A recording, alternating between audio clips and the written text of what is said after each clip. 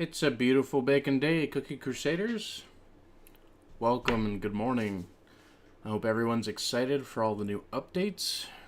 We've got a lot to cover, a lot of stuff. As you can see, I already went ahead and set up my Sky Garden. I'm very happy to report that if you do end up getting Kingdom Pass items, they do have slots for that. And so I'll show you that real quick. And you just have to click the Sky Garden to collect your resources from there. So you don't have to go into it. You do have to spend some rarities to unlock the other slots. They're not expensive though. But we do have all these slots available. So if you have landmarks, if you have Kingdom Pass items, they are all considered. So that way you can clear up all the space in your kingdom and set up the themes in the way that you want. So I'm very happy about that because I really thought it was just going to be the regular monuments. I did not think it was going to be the Kingdom Pass items as well. So now I have all this wonderful amount of space that I can decorate with, which will be something I'm going to be working on over the next few days. So I think we're going to start right in with the main stuff, which is the featured banners and the gacha. We're going to try and see if we can get Financer Cookie and see how many soul cores we can get for all of our other cookies that are 5-star, and we'll see where we can go. So let's start the draw. Alright, so we got strawberry to start, so that's a decent start.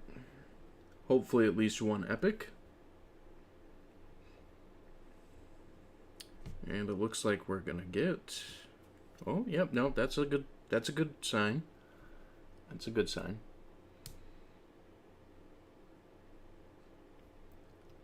Are we starting with an epic to start? Or is it just the soul stones? Nope, we're getting an epic to start. Awesome. So that is Moon Rabbit. So we're going to get 20 soul cores of Moon Rabbit. That's awesome.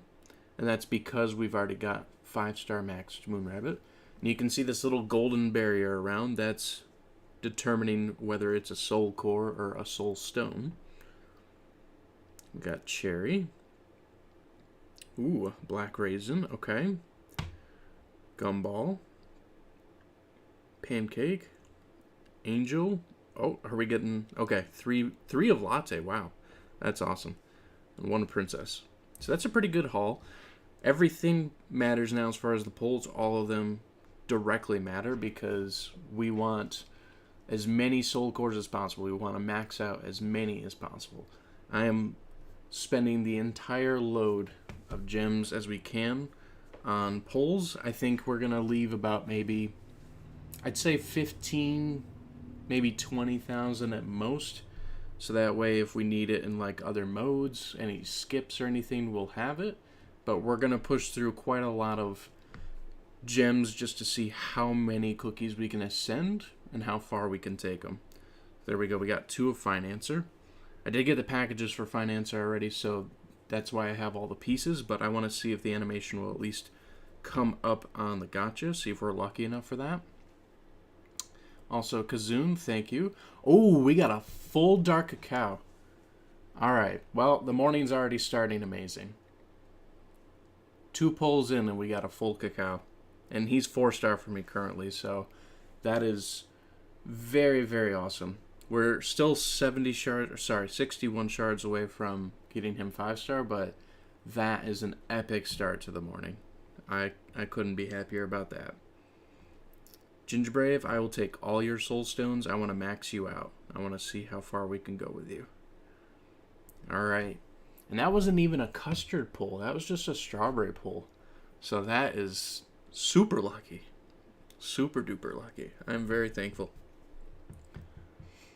Good morning to everyone that's here. Thank you for joining. I appreciate you. We're going to be covering quite a lot today. Kazoon, thank you so much. I appreciate it. Alright. Ooh, I think this is almond? Yeah, almond. I haven't seen some of these gacha animations in such a long time. So we got a full almond. Thankful. We're getting closer to ascending some of our commons and rares. Muscle cookie. Ooh, a legendary soulstone. Nice. Keep it coming. Everyone, if you can, manifest all your luck here, so that way we can just get some absolutely amazing pulls. Because we want to test the living crud out of all the cookies ascended. We want to see how their power scales and how they move up. See what their differences are. We're definitely going to be testing out espresso and yam and vampire cookie for sure. The Korean voice acting is pretty awesome. I actually have it set to the Japanese voice acting. Just because Seaferry in Japanese voice acting is really nice. Latte, thank you for joining the party. Okay, we got more soul stones of Financer. We haven't pulled a Financer full pull yet, so we'll see if we get lucky for that. But I'm not complaining of what we've got so far. Pretty ecstatic. We've still got quite a lot of pulls. And that's the thing, we don't even have to hit the gems just yet because we've got the 300 cookie cutters and the 600 regular cutters. So we have almost 1,000 pulls between the two before we even have to hit the gems. So we're going to see how far we get off the regular cutters, ascend what we can ascend, and then see how much we have to push into the gems after that. I'm sure we'll have to, but maybe not so badly. I would like to at least max ascend one epic. That would be nice. Ooh, what are we getting? What are we getting? Big money, big money. Oh, yeah, here we go. Financer. We got the full animation for it. Ooh, look at those sparkles. Wow. All right. I dig that. That's a very cute animation. Financer cookie at your service. So we got the full Financer now for sure. We got 2 more soul stones as well. All right. That's a good pull. That's a good pull. We're doing good. Still no custard pull, though. So I wonder if they've reworked the gotcha pulls a little bit to change up the animations and the chances. Maybe the custard pulls are going to be for like legendaries and ancients and super epics now. So is Financer managing your finances now? Of course. Yep, Financer is completely managing all the finances. She has told me what we're allowed to go ahead and use and what we're going to pull today and what we are going to aim for. And I can tell you that we are going for a lot. All right. Yeah, we should be able to at least max ascend Ginger Brave, maybe Strawberry Cookie, and maybe like one of the rares. I really want to max ascend Devil Cookie. I think a quote-unquote 10-star Devil Cookie would be pretty powerful, but we'll see. All right, so this is a bad pull. We're going to just skip that one. Yeah, so no full cookies except Adventure Cookie there. That's all right.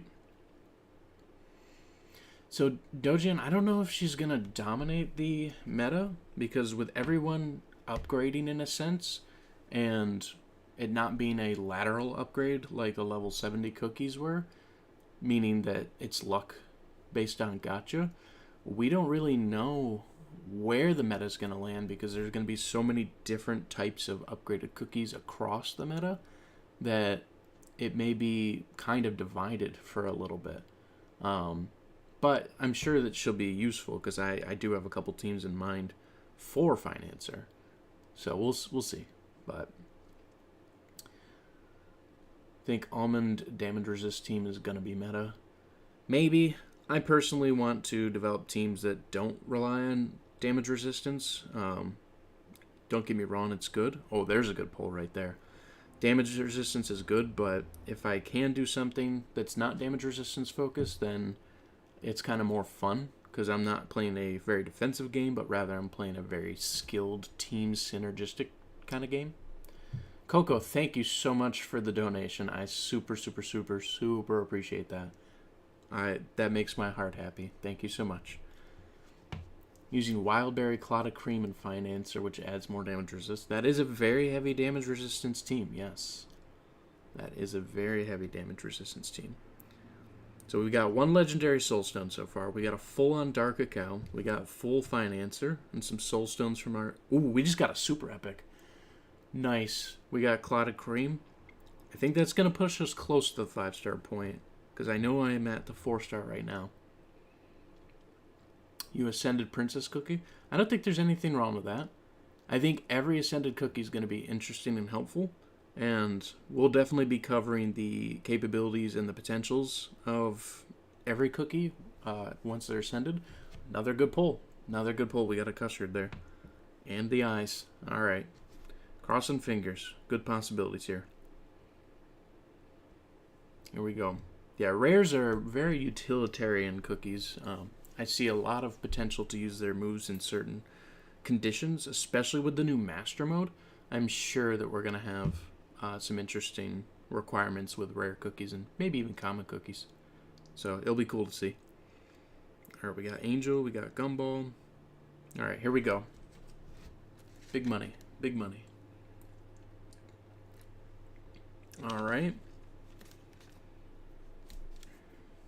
Ooh, full on cotton. Nice. I haven't seen this animation in forever.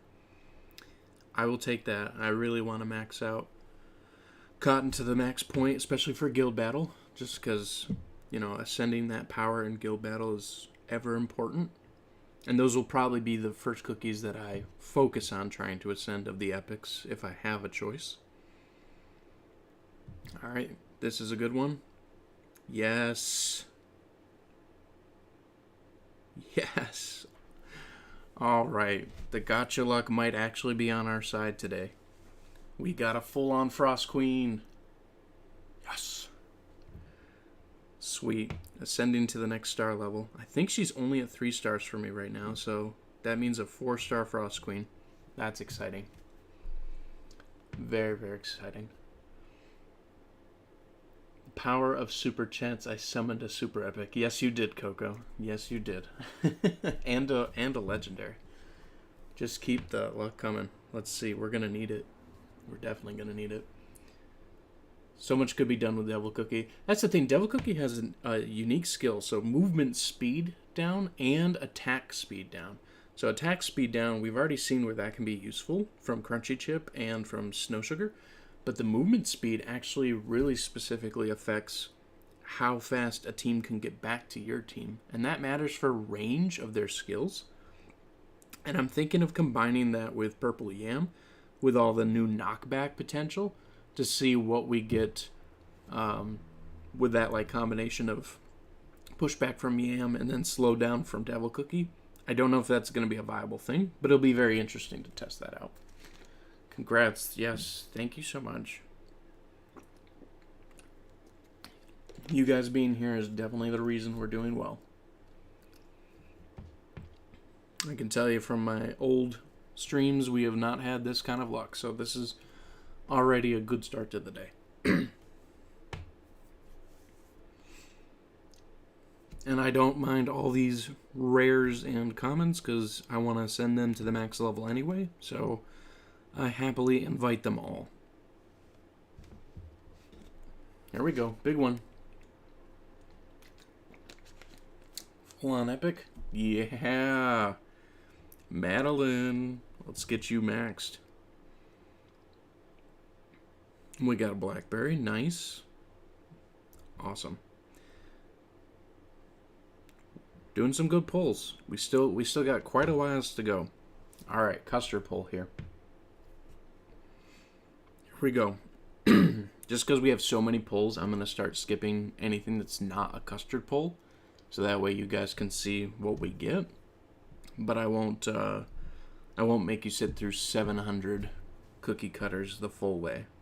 Because I know that that's going to be pretty tantalizing to sit through that. Plus we've got so much to cover. So very much to cover.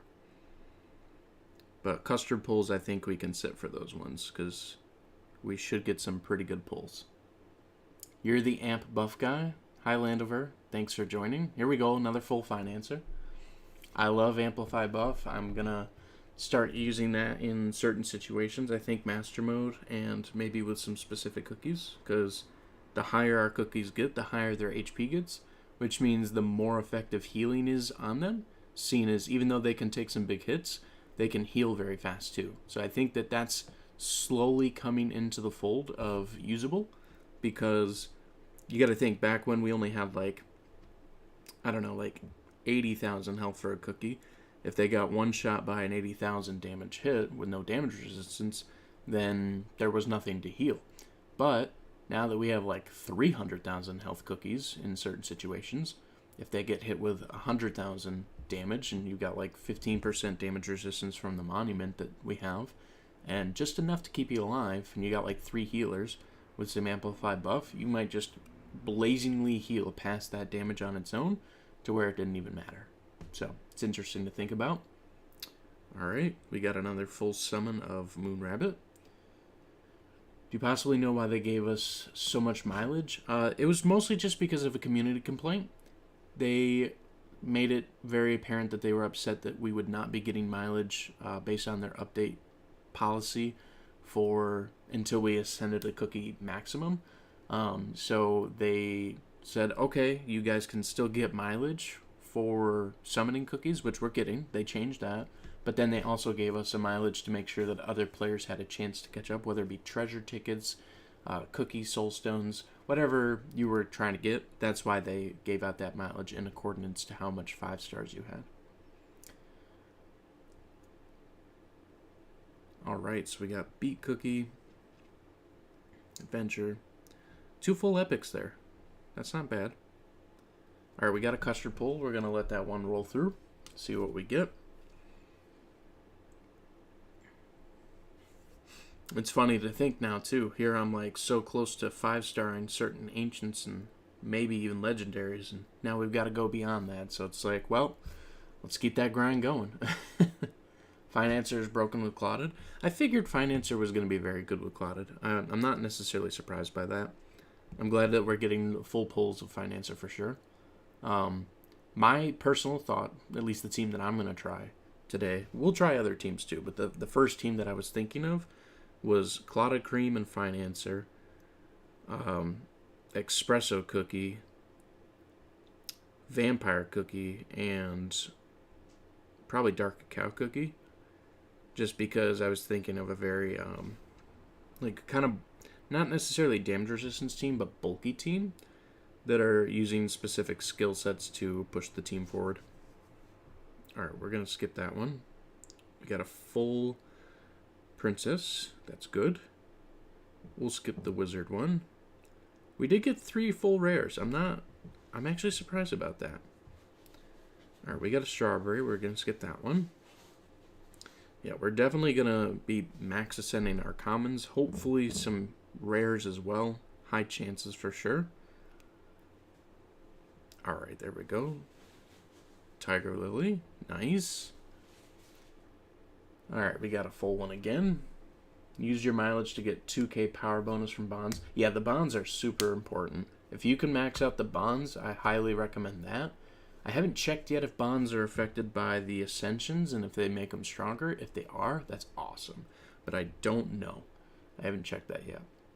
You tested Sweet Candy on Clotted so he can hold the attack buff from Financer longer and get more heals. That's a good idea. That's a great idea. That definitely will do that. That is, and the shields will be stronger too. So, great thinking. I love that. Getting damage resist on amp buff. It is a little difficult to get the damage resistance toppings substats on any topping. You've got like so many options between 1% to 6%, so it's really hard to get the 6% damage resistance on those toppings. Really tough. Really, really tough. You maxed out Madeline's bonds since he has 3 bonds. Yeah, that's a strategic move right there. That's just being strategic for sure. Alright, we got another full Financer. We're almost through our special cutters. Then we'll move to the regulars. Which, funny story, if you didn't know, in regular cutters, you actually have higher percentages of the super epics than you do in the probabilities of the featured banner, because those featured cookies get the higher percentages, which therefore pulls down the percentage chance of the other type of cookies. So, we might actually have better luck for super epics in our regular gacha, which we have quite a lot of cutters for. 2 Sea Fairy Soulstones. That's awesome. She's almost at a 4-star for me now. I definitely want to max ascend Sea Fairy. She is still one of my favorite legendaries.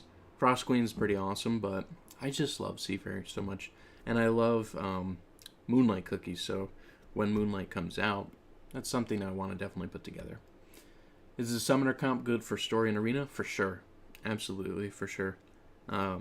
You have to set it up correctly, but yes, that is a good comp. We'll wait on the special cutters if we might get more today by some chance. So we're going to go ahead and just move over to the regular cutters.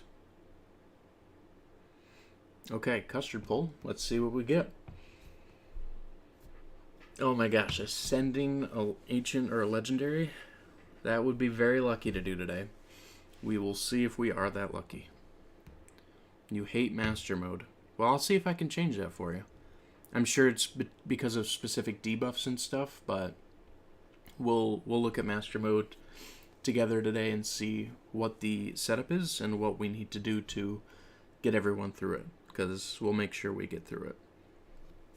I mean, it is the hardest mode, so it's of course going to be difficult no matter what, but I'm sure that we can conquer it if we all work together. Yep, full rare cookie, princess. Alright, so dark chocolate was our full cookie there. We're definitely getting those epic soul cores. Alright. Stream schedule, I'm going to probably try to be streaming for the next 3 hours at the very minimum. Probably 4 hours to 5 depending on how much we have to cover. Because there is a lot to cover. We're going to go through quite a lot of material between all the new buildings, all the new features, all the new... everything. Everything that we can cover, we're going to try and cover. We did get another Frost Queen Soulstone. That's awesome. Alright. Yeah, the coins is going to be the tough part. The easiest way you can fix that is through the Tree of Wishes. Because remember, you don't need to wait for the Tree of Wishes to have an actual like reward chest to do the tree. You can just keep going through the tree the entire time. So that's the main thing with the tree, is that you can just plow through that as much as you want to get as much coins as you want, because it's always a return. Alright, we got herb, awesome. Sucks how they gave candies to Yam Espresso. Even with the buff, nobody's gonna... Oh, well, I'm gonna use them. I'm very excited to use Yam. I am very excited to use Espresso. And I am very excited to use Vampire Cookie. Vampire is probably going to be the new Guild King type of cookie because of the specific effects. We have to test that out still. But Vampire is probably going to re-solidify as a full-on Guild Boss cookie again. As far as Yam, I have good beliefs in the new capabilities. And Espresso for sure. Between injury and all the other ability adjustments for Espresso, I'm definitely going to see some good potentials from Espresso. All right.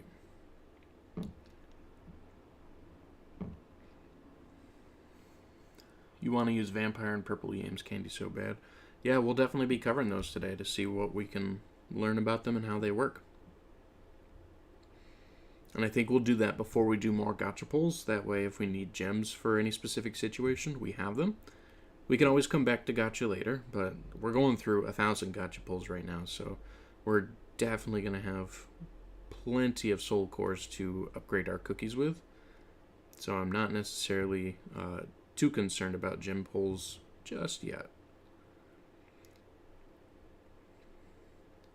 Alright, we're still getting some good pulls. We got a super epic soulstone there. Still getting some full-on cookies, so that's good. Yeah, we're definitely going to play Master Mode Cookie. Cookie Man, yes. We're going to be getting to Master Mode. We're just finishing up gachas, and then we're going to ascend the cookies that we can ascend. So that way, once we jump into Master Mode, we are fully prepared. Alright, definitely getting closer. That was a pretty good haul of soul cores. We got a full-on crate there. That's awesome. Full-on raspberry. As you can see, we're getting some materials down here at the bottom. So like on Wizard Cookie and Night Cookie here, we've fully ascended them, at least for the pieces. So now we're starting to get those materials for our draws as well. So that means that even when we do regular pulls now, we're getting those extra materials, which we can use in the upgrades and everything. So that's awesome that we're starting to get that. So I used to spend only about like $10 a month on the Kingdom Passes for like the first 8 months. Now that I started the YouTube and everything, I put a little bit more into it. So I would say it's definitely upped the level that we've done. But like we have some people in our guild that are completely free to play, and they are even higher level than I am.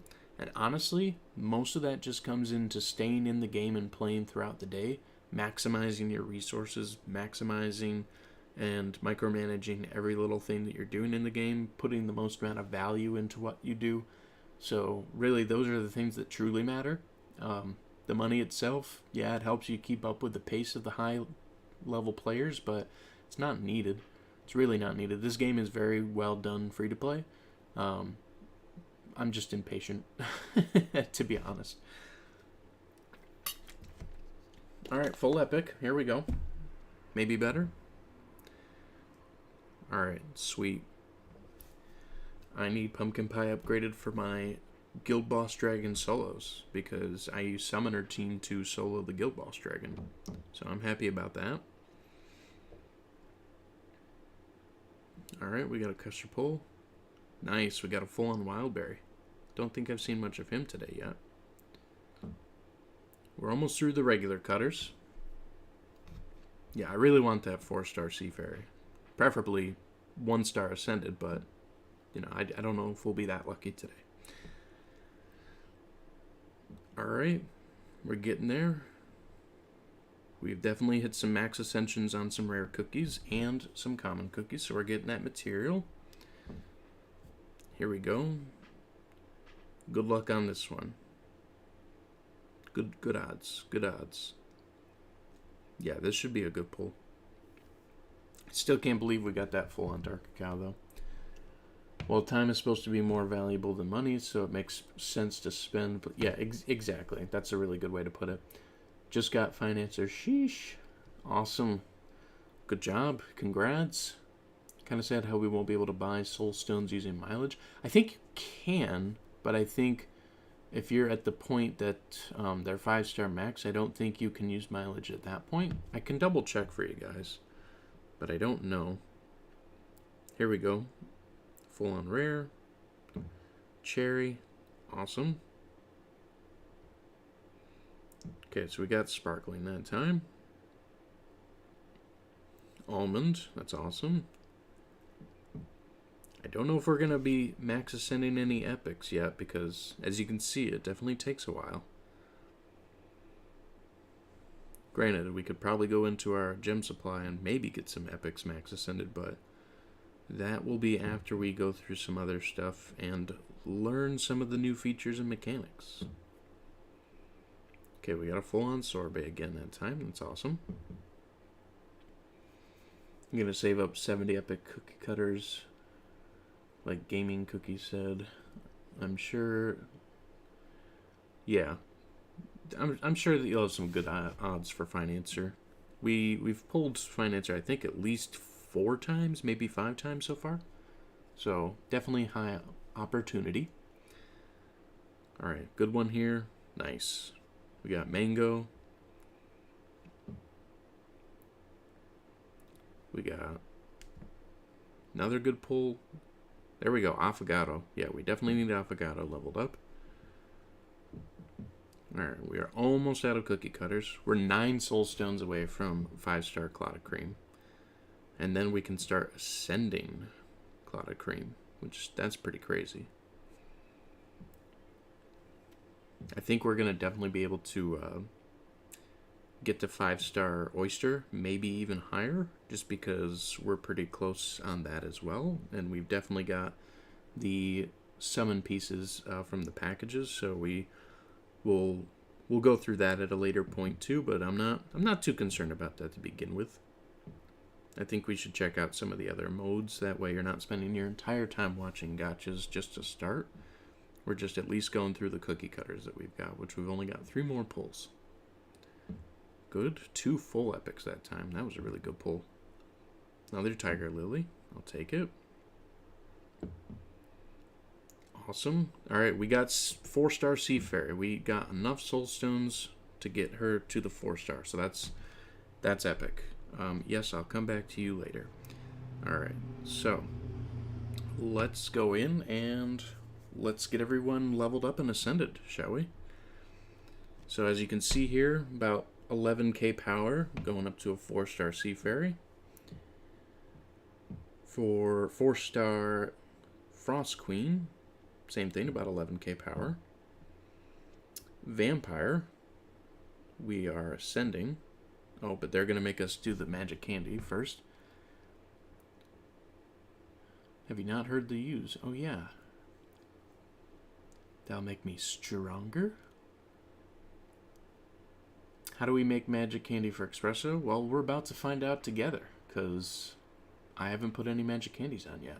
So we are finding out together. So we need the pieces. So for Vampire Cookie, we need the resonant ingredients, the sugar crystals, and the soul essence. And then magic candies can be upgraded. Take a look at this gauge to see the number available. Yeah, so we can get all the way up to 30.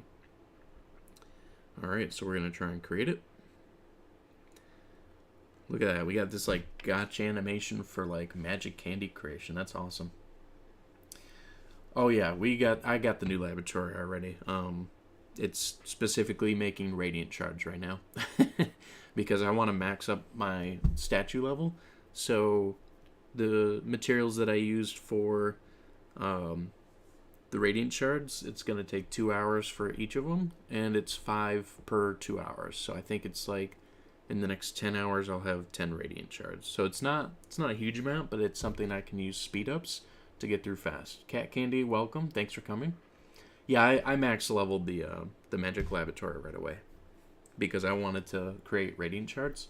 I'm like fully focused on radiant shard production, whether it be crafting them, getting them from the fountain, getting them from balloons. Like radiant shards is my main focus because it helps every essence of the game that you have. So if you can get the radiant shards at a faster pace, highly recommend it. Easiest ways is to upgrade the fountain speed production because you'll get more per the 8 hours. So that's an important thing. Does avocado extend or increase dark cacao's debuffs? You got it.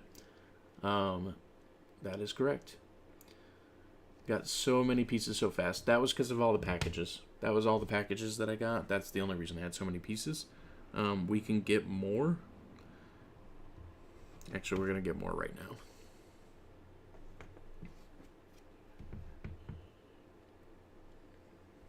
Because I want to definitely get Vampire up. I know that we want to get the others up too, but I definitely want Vampire to be upgraded. Okay, so that was a failure, so we just have higher success right now. Same thing, failure. Okay, +8. So I'm wondering if the... Yes, so we can get all the way up to 30. So, super success effect, awesome. Alright, so now we're at 10. Now once we get up higher, it's changed shape, as you can see. So we can get all the way up to 30. So we're getting a +11 right now for the full thing. We just need more ingredients after. We'll cover that at another point, but let's go ahead and ascend Vampire Cookie. So 1-star ascending, we're getting up to an 11k boost of power. Ooh, look at that ascension animation. That's awesome. I like that. And we can almost ascend him again. So if we get some more soul stones, or soul cores I should say, we can do it again. So we'll check that soon. As you can see, we need the ascending material to actually ascend cookies. So it's good that we've got that material and that we've put that together. Pumpkin pie has been ascended once. Let's do the same for mushroom cookie.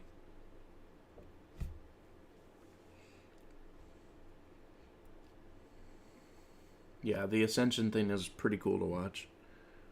Alright, we can get a Claire up. So my entire Guild Boss team definitely just got stronger because I've been running the Affogato and Mushroom Cookie one with a Claire, and I've been doing the solos with the Summoner team, so that team has just been pretty much fully upgraded as far as the Ascensions go. So that's awesome. We're not max ascending these epics yet, but we're at least getting 1-star Ascensions on most of them. So that's cool. We like that. We take that. Alright, let's get Wildberry up. So it's 100k coins to ascend at the first level. So if you do 10 cookies, you're spending 1,000,000 gold. Level 47. Well, you have the haul if you want to put them to level 70. That's one option, but I don't know if you can use that to ascend because you have to have the 5-star maxed out as well. You haven't seen anyone max ascend yet? Well, I'm definitely gonna try. I know we can do it with the commons and the rare cookies, but we're spending our materials on the epics first because we know we need them ascended for our teams, but we will be ascending the others as well. We can 2-star ascend Cotton.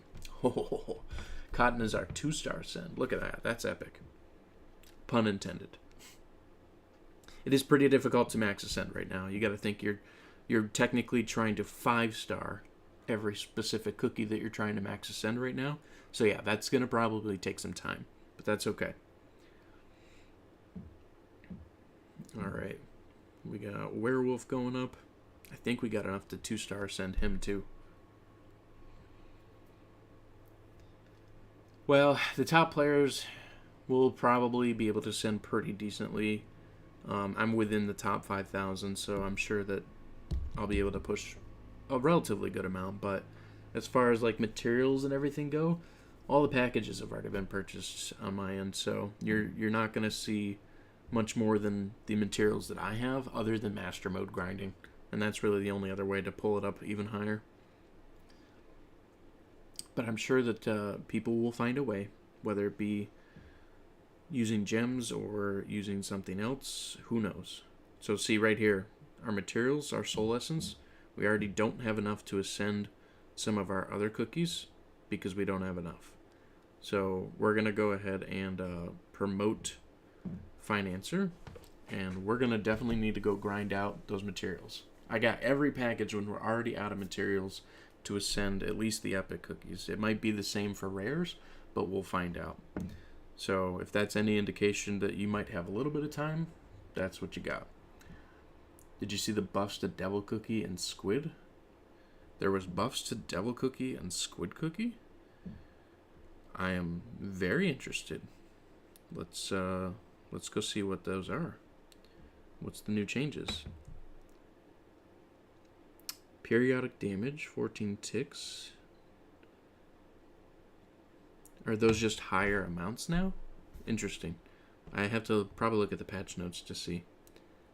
Okay, so this is going to still take our materials for Ascension, so who do we want to put up there? I mean, we can max ascend a couple of them. I think we'll work on Devil Cookie.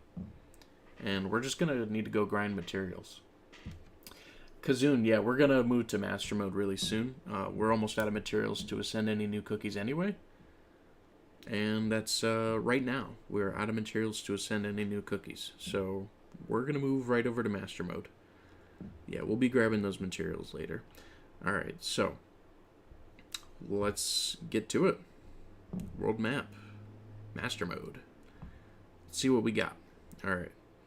So, 1-1. Alright, let's see the rules. Max cookie level is level 50. Max skill level is level 50, okay? Max cookie grade is 1-star Ascension. Good to know. Bonds, Sugar Gnome Lab, costume sets, guild level, and guild relics are all deactivated. So that means that no lab buffs, no costume bonds or regular bonds, no guild bonds or buffs, and no guild relics. So our treasures and our cookies are the main thing here. And then we've got enemies max HP of 100%. Debuff resistance increase of 40%. Shield capacity on our end lowered. Healing decrease lowered. And summon creature duration decrease by 50%. Okay, so we've got minimal powers from the deactivations of the special requirements, at least for this one. And we've got a large list of debuffs. Interesting. Okay, so we can use any cookies we want. What do we got to beat? We got to beat Dar Choco Cake Wolf, and Cake Hounds. So there's going to be waves. So we need wave clearance. Okay. Max a star ascension is 1 star 2. Alright, so with that in mind, with wave clearance, we're going to take Clotted. With heavy enemies and shield decreasings, we're probably going to go ahead and need... Oh, this is tough decisions. This is what I love about Master Mode already. I really have to think about team setup rather than being able to just pop in a bunch of random cookies. All right, so we're gonna take Parfait. Parfait is a really good healer against debuffs, especially. We will take... I don't want to do a speed team, so I think we'll take Wildberry for some damage resistance. I think we need some bodies on the field, and the amount of time that Pumpkin Pie is out was pretty good. No, I think we'll do Cotton instead. And since our healing is decreased and shields are decreased, Pure Vanilla could be helpful, but let's take Dark Cacao for damage. We're going to run... We're definitely going to run the scroll. We're definitely going to run the Scythe for extra damage. And I think for healing capabilities, we're going to run the Clock. Toppings-wise, yeah, we'll keep everything as is. So we're just under the power level of the enemy team. Interesting. All right, let's give it a shot. Let's see what we got. Might not work. That's okay. It's good to see. All right. Yep, so our wave clearance from Clotted is helping. The damage from Dark Cacao is helping. Woo. Yeah, they already died. All right, so that Cake Hound is very powerful. Interesting. So let's look at the stats. Let's see what we did. So Clotted did a great job. Dark Cacao, not so much. Wildberry, not so much. How much was the healing? Healing was not much at all. Okay, all right. This is the testing purposes. We're learning. We're learning together. So we definitely need bodies on the field. We need extra bodies to take the damage. We're gonna 100% need the feather because we lost a cookie very quickly. Wildberry did not do anything in comparison to defensive setup. And we've got a powerful enemy dealing high damage. We might have to do Yam's knockback then to give us some chances. Yeah, I think that's going to probably be the best idea. Our power level lowered a little bit, but let's see what we can do with that. Alright, bodies on the field. Boom. We got that good knockback. We might need the magic candy for Yam before we can actually get some good benefit out of Yam. Oyster, come on, running in clutch.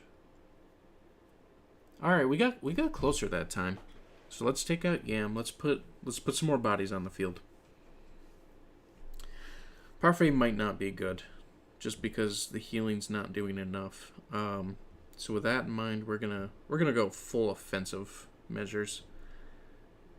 Yeah, we're gonna go full offensive measures. We'll let Claudia get the feather. So let's put the bodies on the field. All right. Yep. Wave clearance, full on wave clearance. We got full bodies. Cloud is down. Cage isn't happening. Alright. We're going to take it out, though. We're not 3-starring it. That's okay. We did it. We beat the wave itself. Okay. Pumpkin, oyster, crunchy. Oh, crunchy helped you? So we can attempt that team next time. Yeah, it wasn't really much healing we could do. So we might not be able to even run healing at all for these setups. So that's interesting. It does focus more on attacks, yeah. I think you're right about that. Okay, well, good to know. Let's focus on attacks then, shall we? We'll put Crunchy at the lead of Cotton. Well, I mean, we still need Cotton's bodies, though, don't we? Because we want the max 1-star ascension. So, who's our lowest? Oyster's just so good. Seafair's great for wave clearance. Crunchy's good, too. I don't know. I think we might take a non-healing team.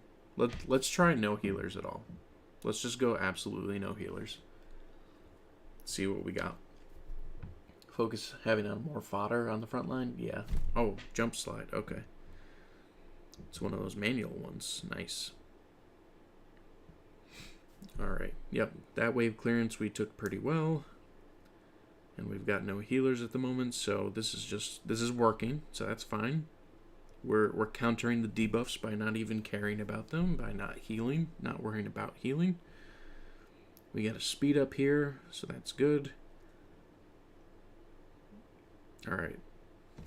Let the bodies hit the floor, shall they? Those red enemies are definitely powerful, you can see that. It's a good thing we have the clock for our cooldown, so our skills are going off. Look at that, we 3-starred that one. So yeah, we'll have to go back and probably 3-star the first one. I think that this team might be able to do it, but let's keep rolling with it. Alright, next stage. 1-3. You guys said this was a hard one. Dire Cake Hog, that's a lot of knockback. We might need Coco or someone for that. Let's see what we're up against. Yeah, 1-2 was a bit easier than 1-1. I will agree with that. Alright. Yeah, we're doing okay. 1-1 maybe just be that hard-gated mode where it's like, oh my god, I guess I can't handle this. Who knows? They gotta start strong, right? But I feel like 1-3 is gonna have some decent enemies. Our Crunchy's definitely taking a lot of damage. So a healer would technically be good here, at least for Crunchy. I guess if I was to potentially replace anyone, it would either be Pumpkin or maybe Sea Fairy. Yeah, look at that knockback and the stun right here. We got our Feather activation though. Their damages, or their health pool is really high here. We might be running into trouble here in a moment because we have no healing going on, so we're relying specifically on damage, and they're just all up in our business. So yeah, we might have to sub in a healer here to get this to go through. And I'm thinking we might have to replace Pumpkin Pie with Cotton. I think we're about to take out one of the hogs, though. Very close. Come on, you guys got this. You got this, team. There we go. We got one out. We're not 3-starring it, that's for sure. Let's see if we can just beat it.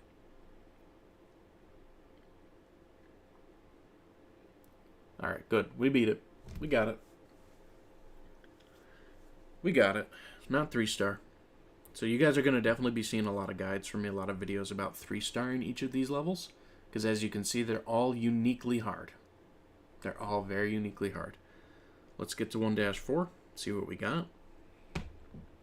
Alright, Cake Hound Den. Yeah, this time I'm replacing Pumpkin Pie with Cotton. Because I think we're going to need just a little bit of healing. Just a little bit. Even if it's not much. Just enough to help push us forward.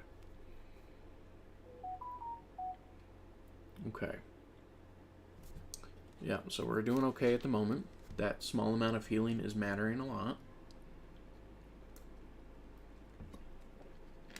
I could technically do pure vanilla too, but I want more bodies on the field. So I'm thinking Cotton for right now because I want more people or more cookies, more enemies to hit. So yeah, this is a summoning unit, so we're just hopefully going to take this out as quick as possible. And then take down the units that are there. 1-1 was definitely a lot harder. Definitely more focused on quick burst damage. Yeah, the stuns from the last stage were the biggest problem. So there's a couple ways we can avoid the stuns, whether it be from Coco or from Parfait, lowering those down. There's a couple different ways we can handle those. All right, Licorice Cookie. Let's see what we got. I'm just going to keep this team. I'm liking this team. Thinking this does really good. Consul, sir. The report has arrived as per your request. Excellent. Finally, the report of the history of the Dark Flower War. Correct. Espresso Cookie's help was instrumental in compiling it. Let us take a look, shall we? Look at that. Does that look familiar? The long and destructive Dark Flower War was on that day the final confrontation between Pure Vanilla and Dark Enchantress Cookie. In order to stop the Dark Harbinger's advances and protect the hero's soul gem, Pure Vanilla gave a great sacrifice. The clash of two great powers sent ripples across the world, its denizens, and the soul gem itself. Ooh, is this the aftermath? The light of the soul gem started scattering across the skies, falling down like rain. Those who witnessed it even claimed. Okay. Interesting. So there's fragments of soul gems everywhere. The Pearl Legion. Ooh. Okay.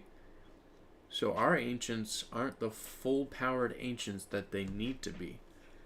That's telling me that they're going to definitely be mega powered up once we get to that end game of the story, because they have soul gem fragments scattered across the world. And I wonder how many of those fragments Dark Enchantress has collected. Interesting. Madeline and Caramel Arrow are immune to stuns as well. Well, yes, during their one skill activation they are. That's true. Don't be like me who skips the dialogues. I try to read through some of it. It is interesting, the lore that they have set up. Alright, that healing from Cotton's definitely keeping our Crunchy alive, so it's a good thing we did that. Licorice has some good power. I think we're still going to lose Crunchy, but we've got the feathers, so we're going to pop the feather about right here? No, right there. Alright, so we're full team. Yeah, we got Licorice down. So this is a good team. This is a good team setup. And if for any of you guys that don't have Sea Fairy, that don't have Clotted Cream, I would say that Latte, Espresso, maybe like Squid Ink, any like wide area wave clearing damage dealers, I think they're going to all be very helpful to handle some of these waves. Obviously, there might be certain stages that are going to be a little bit more fine-tuned, because you know, that's that will make the difference as far as what like setup and skills you have to be ready for, like the stuns or the knockbacks and things like that. Lacassian, I'm really happy that I was able to help you beat 1-1.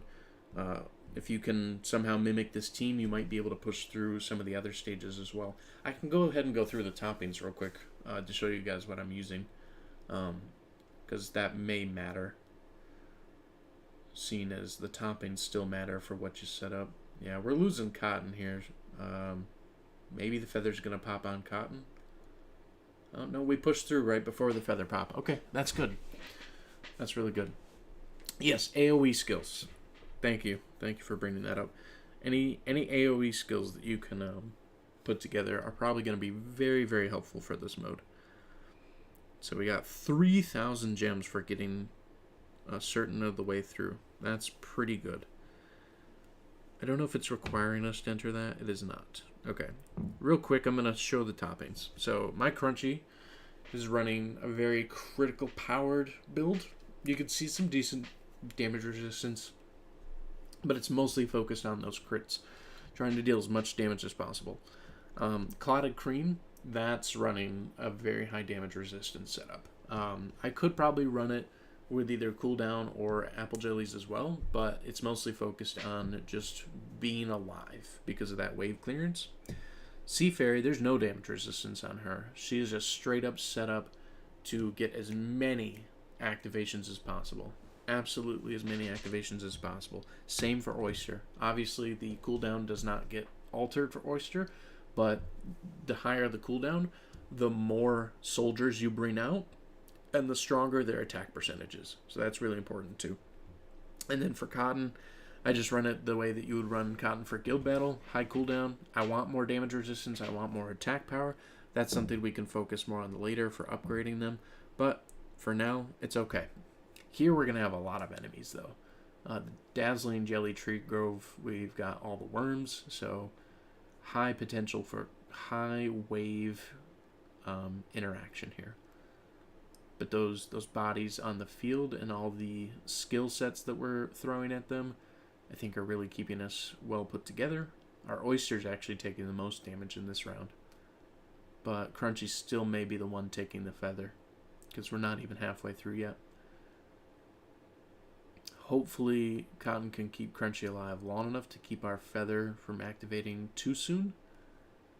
We're definitely going to have feather activate up in this direction, though. I'm sure of it. Ooh, surviving just long enough. Alright, there's our feather activation. If we get 3-star here, we'll be very, very happy. But it is low odds because of the powerful jelly worms up here. Yeah, as you can see, they've just got massive amounts of HP. Absolutely massive amounts. Alright, so Crunchy's down for us. So their stun immunity. It's good to know. Yeah, they're taking very little damage. We might have to change out Crunchy here for either Dark Cacao or for Dark Chocolate, because it looks like their defense is so high that we're not dealing enough damage to chip them down. Yeah, it looks like that's the problem, because they're not shielded. They're not shielded. They do have 100% HP. They do have debuff resistance, but not perfect. Our cooldowns, our creature timeout is less as well, but we're not running into issues here with... Oh, they're healing. That's it. 184,000 healing. So we need to stop their healing. Alright, so we're setting up a different team here. This one's going to be different.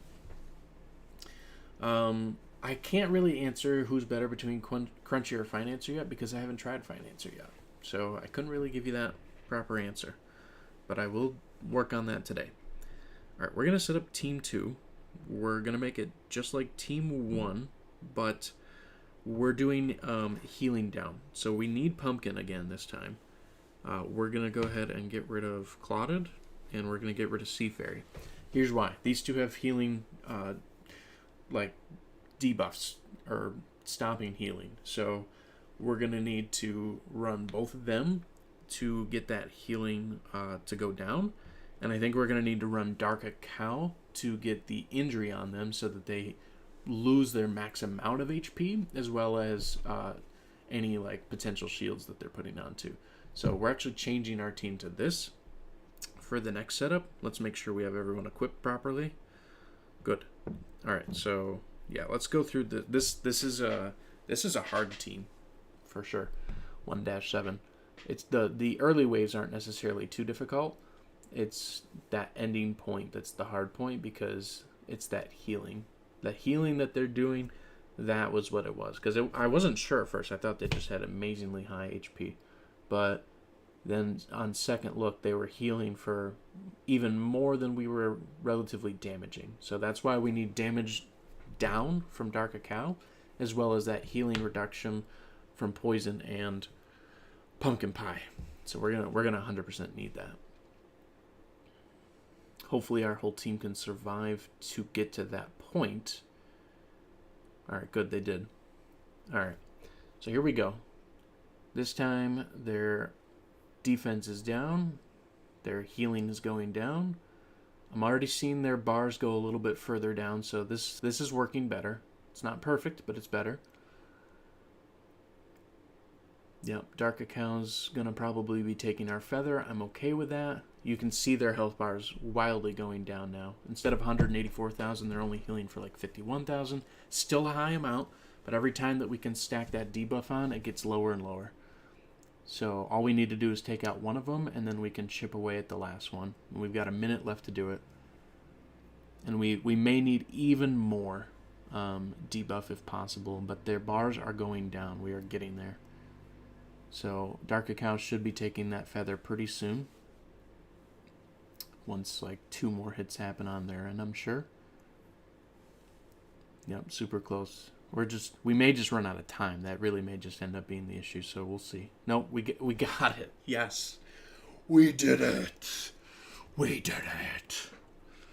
All right, so there you go. 1-7, that's your team. That's the strategy right there. Dark Cacao gives the defense down. Pumpkin and Mushroom Cookie give the healing reduction. It's not like a full amount, but it's definitely taking it down. Mushrooms was the one that stacks. So there you go. That's 100% the team right there that just takes out 1-7. There might be other possible setups, and you can see that Mushroom and Pumpkin were doing the biggest amount of damage on our team there. So that was what it worked. Real quick in the chat. JTR, welcome. Thank you.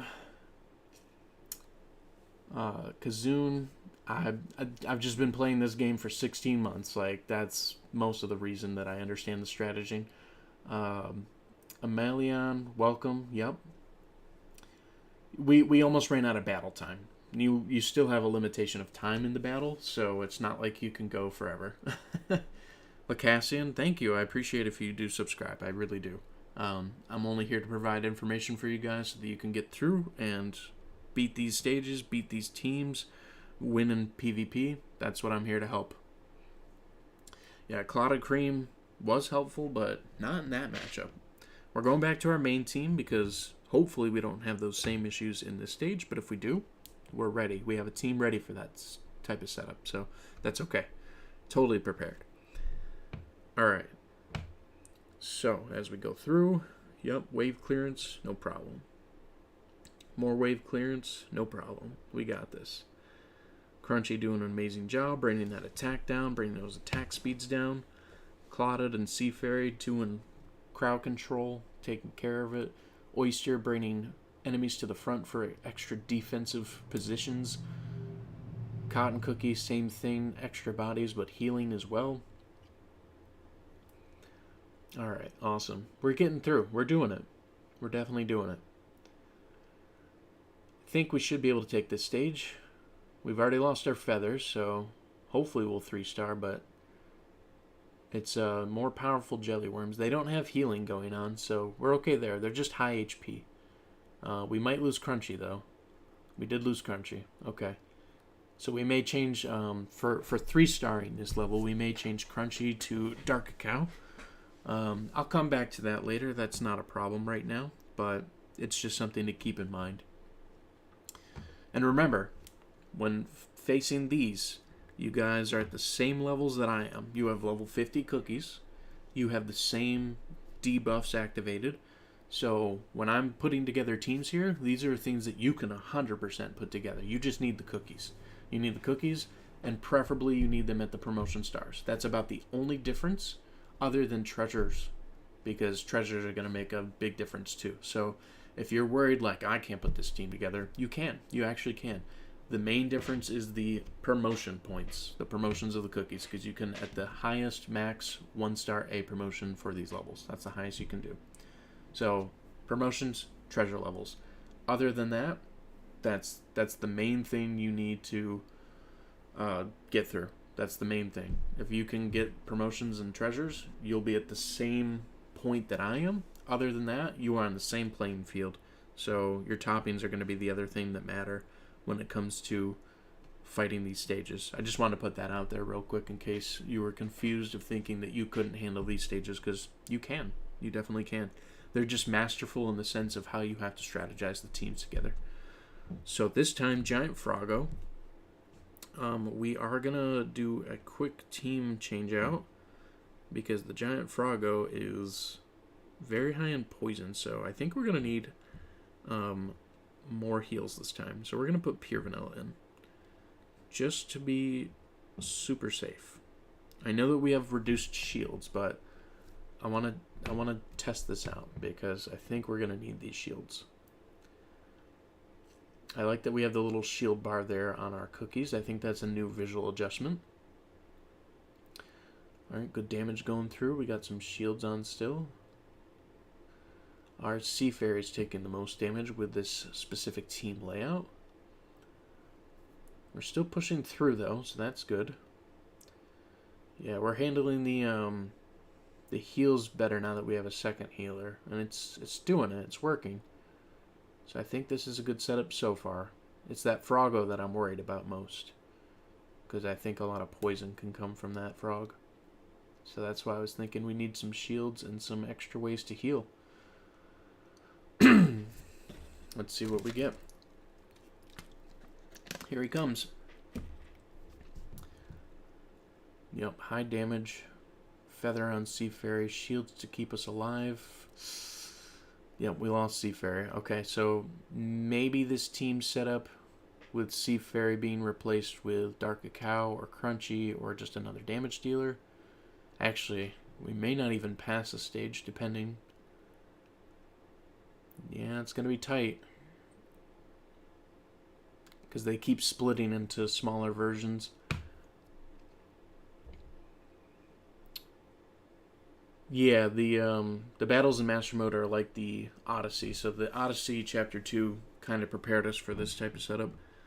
I don't think Crunchy is going to necessarily make a huge difference here. We had some really good healing, but I think we still need more healing power. Instead of pure vanilla, let's go pomegranate. We'll do pomegranate, and then instead of Sea Fairy this time, we'll do Dark Cacao so that we have a high-powered tank in front of the team that hopefully can get the heals from Cotton and Pomegranate Cookie. So let's see what we got. You just got Financer, Crunchy Chip, and Wildberry. Awesome. Congratulations. It's a really good day for gacha for sure. Very, very good day for gachas. There's battles in Odyssey Chapter 2, yes. I've specifically covered the hard battles there, so if you need help on those, my videos do have some explanations of those battles. Alright, we're getting further with a lot better health this time. We haven't lost anybody. We're coming up to the giant Froggo soon. Definitely have low health on Dark Cacao, so I'm thinking that the feather is going to be applied on Dark Cacao specifically. We chose Pomegranate this time because of the attack buffs, though. We wanted our attacks to raise overall between both the healing and the actual damage that we're doing. We're still taking quite a lot of heavy damage because of that crowd control we lost from removing Sea Fairy. We still may actually lose... Yep, we did lose Dark Cacao anyway. Alright, so this is a pretty heavy setup. Maybe we need to once again go through a not-so-healing focused team. We did beat the wave, and we had 3 cookies survive. So we either need more damage by removing Pomegranate to 3-star it, or we need more crowd control. So healing done was average at best. So yeah, we'll probably need a little bit more damage to 3-star that round, which is fine. We'll come back to that. Let's read through the comments real quick. I have not touched Financer at all yet. Not even a little bit yet. In fact, you know what? Let's put in Financer. Let's max level and see what happens. Let's go ahead. Cookie details. Level up. Max. All right. Let's see what we got here. See how far we can take her. Good. Fully maxed out. So, let's read the skill here. 15 seconds.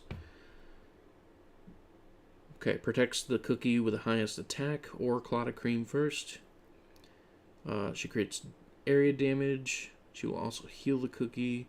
She is protecting, increase their attack, damage, critical resistance. Okay, single hit damage 389%, healing 80% of attack. 120% of attack if target is clouded cream. Damage resistance 20% for 15 seconds. Critical resistance 20% for 15 seconds.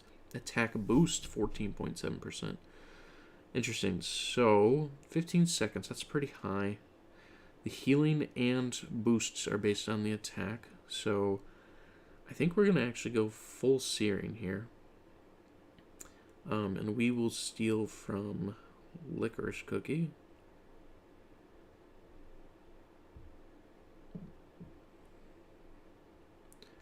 That should give us a good setup. Let's do one good damage resistance topping. We will take from, I guess, Snow Sugar, because I haven't been using Snow Sugar too much recently. Alright, so that's our setup with a level 70 Financer and attack searing toppings. Alright, so she's going to specifically protect Clotted Cream here. That means we could technically take out Dark Cacao, but let's give it a shot with this. Let's see how that team does. Alright. Skill activated, shield activated. Yep, Clouded being protected and healed. Attack buffing. Interesting. Okay. There's another shield activation. So she's definitely good so far. Takes a pretty big beating as far as the being the front line and being damaged, but so far good.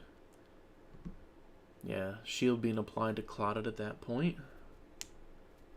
Alright, we got the stuns here and we got the high damage. Let's see if we can persist through 1-10. Yeah, the stuns are almost infinite, so we're not even getting much skill activations. So we really need a stun-resistant cookie. So I'm thinking probably Cocoa. And if I'm putting Cocoa in, I'm probably putting Cocoa in for Dark Cacao so that we get... Actually, probably for Cotton. Yeah, we're just going to get infinitely stunned to death. I can already tell. So we're not passing that with that team. And even with more damage, I don't think it would necessarily matter. I think those stuns are literally just completely pushing us to oblivion. So we're going to take Cocoa into this one. And we're replacing Cotton for that. So Cocoa is going to give us the stun resistance. Using another front rather than Clotted Cream would be good, because since the Protective Financer is the highest attack cookie. That's a valued point. Definitely. My team in Arena is Financer, Dark Cacao, Clotted, Cotton, Parfait, really good with Financer. Alright, good to know. We'll definitely go test that soon. We're just hitting up Master Mode first to see how difficult it is, because this is one of the newer modes where we already know what PvP is. Alright, this team's working so far. I'm hoping that the stun resistance from Cocoa is really going to do well. But we need her to activate the first time. Honestly, we might need a treasure here that does it too. Yeah, they're still infinitely stunning us. So, we're going to change out for a treasure, which I know the perfect treasure to handle this. And that is the Remedy. Because it's going to go ahead with the cookie with the highest max HP, which I believe should be Cocoa. 227. 287. We're going to have to get rid of Dark Cacao, it looks like. 291. Might have to get rid of Financer too. No. So we want something different. Let's see. Removing all buffs. Yeah. Yeah, the Remedy is probably the best, because the only other one would be Monocle. Cleanse debuffs from the whole party. Let's go with Monocle. Let's entrust our skills to Monocle here. Still can't beat 1-1. I'll go back through and show the team that worked for 1-1. We'll get to that. I'll cover that again. And I'll make separate videos for each of the stages. That way you have the teams that can work for multiple stages or for one particular. We have one team that's done pretty well for the majority of stages, but there's definitely some that you have to micromanage the teams a little bit differently. So let's take it in here. We're going to fight this wave, and then hopefully the monocles should give us enough time to just activate Coco at least once, and then we should have the stun resistance after. So here we go. Stun, stun, stun, stun, stun. Monocle. There's Coco. There we go. Stun resistance. Our team's going. We got the move. We're going to get stunned again. Monocle's going to come in and activate again. We're going to go again. Pumpkin is pretty good for defending. Extra bodies always helps. But here we're specifically using Coco and Monocle to keep our team in the movement so that we're not getting infinitely stunned to death. Now, we're still fighting time, so hopefully we'll be able to finish in time, because once those stuns start to lock in, that's when we're running into trouble. But as you can see, the Monocle and Coco here, definitely helping to get us through. But it's going to be close. It's going to be definitely close. 45 seconds. Nice. So that should be your team. That's your team right there. Monocle and Coco. Set those two up. You'll get past infinite stuns of 1-10. So I will, yet again, make a full-on video to cover that team later. But there we go. We have the team for 1-10. This team, I think we're going to go back to our main damage-dealing team. But we're going to put Financer in for Crunchy, because Financer did a pretty good job. Where did she go to? Is she all the way down here? Because of oh yeah, because of star promotion. That's right. Only a 4-star right now.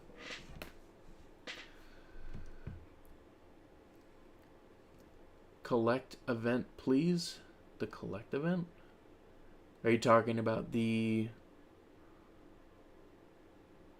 I'm not sure what you mean by the collect event. No Coco, sadly. You can still probably do it with Monocle, Lucasian. The Monocle is letting your team actually run through and work. So the Monocle's the main thing, but Coco's going to definitely help. Definitely going to help.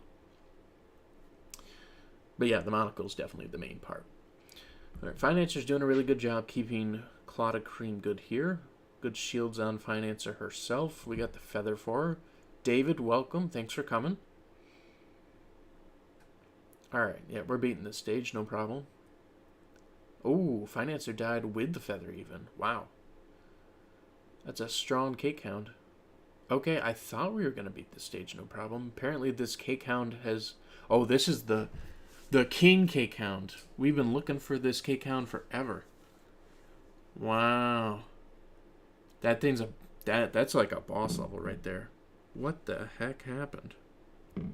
Alright, we need to reassess this stage. The Crowned Cake Hound took out our entire team. Interesting.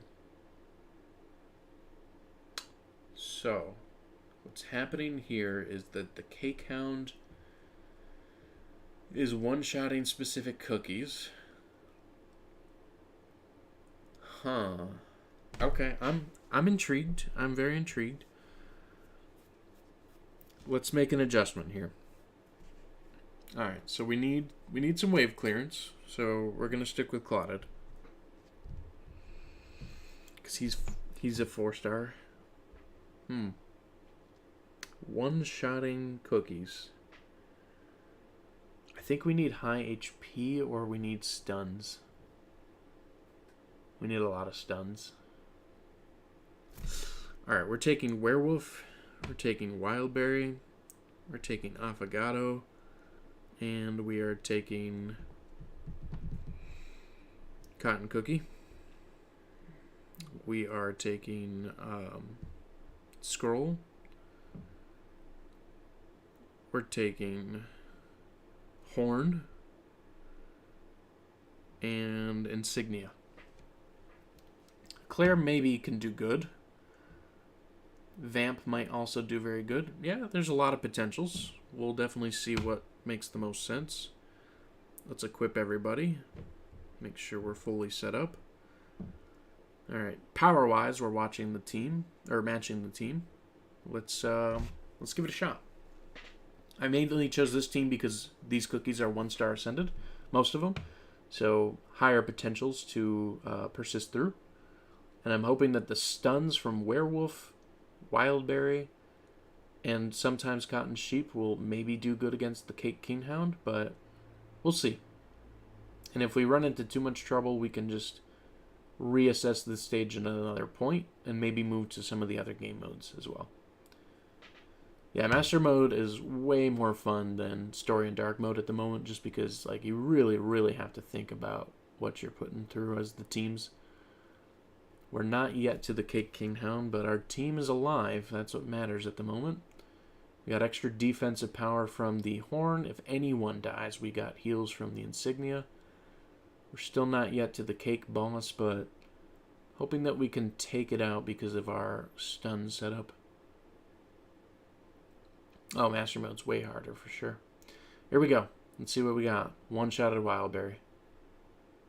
Stun, stun, stun. One-shotted Werewolf. Stun, stun. One-shotted Clotted. That's so funny. That is so funny. Okay. Okay, healing is happening. Yes. One-shots are happening. Yes. Alright. Slingshot and Vampire for 3-star and 1-1. Good to know. Maybe Vampire is going to be needed for this stage. Let's put that together. Let's do Vampire. Let's do Cotton, Pumpkin, Mushroom. And we need a high-powered body in the front that won't die. Ooh. Let's go Hollyberry. Alright, so we know we need attack power. We know we need critical power. And we know we need clock power. I think all that's going to be super important. And yeah, we're running some peanut toppings on Hollyberry. Her HP is going to be off the charts. Alright, King Cake Hound taking inspiration from T-Knight. Basically, yeah. Basically. Alright, Hollyberry, it's your job to just stay alive. Stay alive, keep everybody on the team good. Let's have our Vampire push through and just annihilate everybody. Let's see what we get. Alright, doing good so far. This is respectable so far. Hey, don't knock the peanut toppings, alright? You can get Hollyberry to like 500,000 health if you have perfect peanut toppings, which I do not. But if you do, you can get it pretty high. Alright, don't die, anybody. We need everybody for that final fight point. Everybody needs to live. This is an anime fight right here. Showdown of the boss. Alright, bodies on the fodder. Healing getting pushed down on their side. There goes Hollyberry with the one-shot, even after peanut toppings for raising health. That healing reduction's doing a really good job. We're actually chipping away at the health bar. Come on, you guys can do it. It's so cool. Yes! Vampire did it too. Okay, we didn't 3-star it, but we actually beat it. We beat it. Okay. That's monumental right there. So, what can we learn? What can we change? Hollyberry did not do enough, at least for damage. Damage taken, though, massive amount. Absolutely massive amount. So the question here is, did Hollyberry really truly provide enough defensive barrier, or was it just coincidentally lucky? Either way, Vampire definitely took out that cake boss. So Vampire, if you're going to be fighting bosses, whether it be guild boss or even regular bosses, use Vampire. 100%. The damage being done by Vampire, the abilities, I mean, like, it's just annihilating through. And remember, if you put bleeding onto an enemy, it's a guaranteed 100% crit, at least from Vampire. We don't know about others, but we definitely know Vampire will crit. So, that was impressive. That was impressive. We have upgraded Vampire's Candy to the max point that we can for now. We need more materials to do more. Alright, let's keep it going. Ooh, Red Velvet. Okay. So Red Velvet's going to take our back cookie. Oh, okay. We're going to probably lose Cotton here. Critical chances. I don't think there's going to be any healing. Alright, we're going to move back to crowd control. Actually, since it's a cookie this time, we're going to use Frost Queen. We're going to pull Frost Queen into this one. And since the rear cookie's going to be taken, I think we need as much bodies as possible. I think we'll change to Monocle for healing. And I think we're going to do Dark Cacao in the front. I think we want just to annihilate the field of power this time. And our team well overpowers theirs, at least in the power scale. So let's give that a shot. So in Master Mode, they're all reduced down to level 50. Even though my cookies are level 70, they're just reduced down. Cookie Boss is immune to Frost Queen. Yeah, Frost Queen's here mostly for the crowd control. But it might work on Red Velvet. I don't know. I think we're going to lose Dark Cacao, though. Because we don't have any actual healers going on. So we might have to put a healer in this team after all. Maybe in Frost Queen's spot if Frost Queen doesn't do enough here. Let's give it a shot and see, though. Yeah, that crowd control, though, from Frost Queen, Sea Fairy, and Dark Cacao is absolutely destroying the field. Let's see. We lost Frost Queen too fast to even try.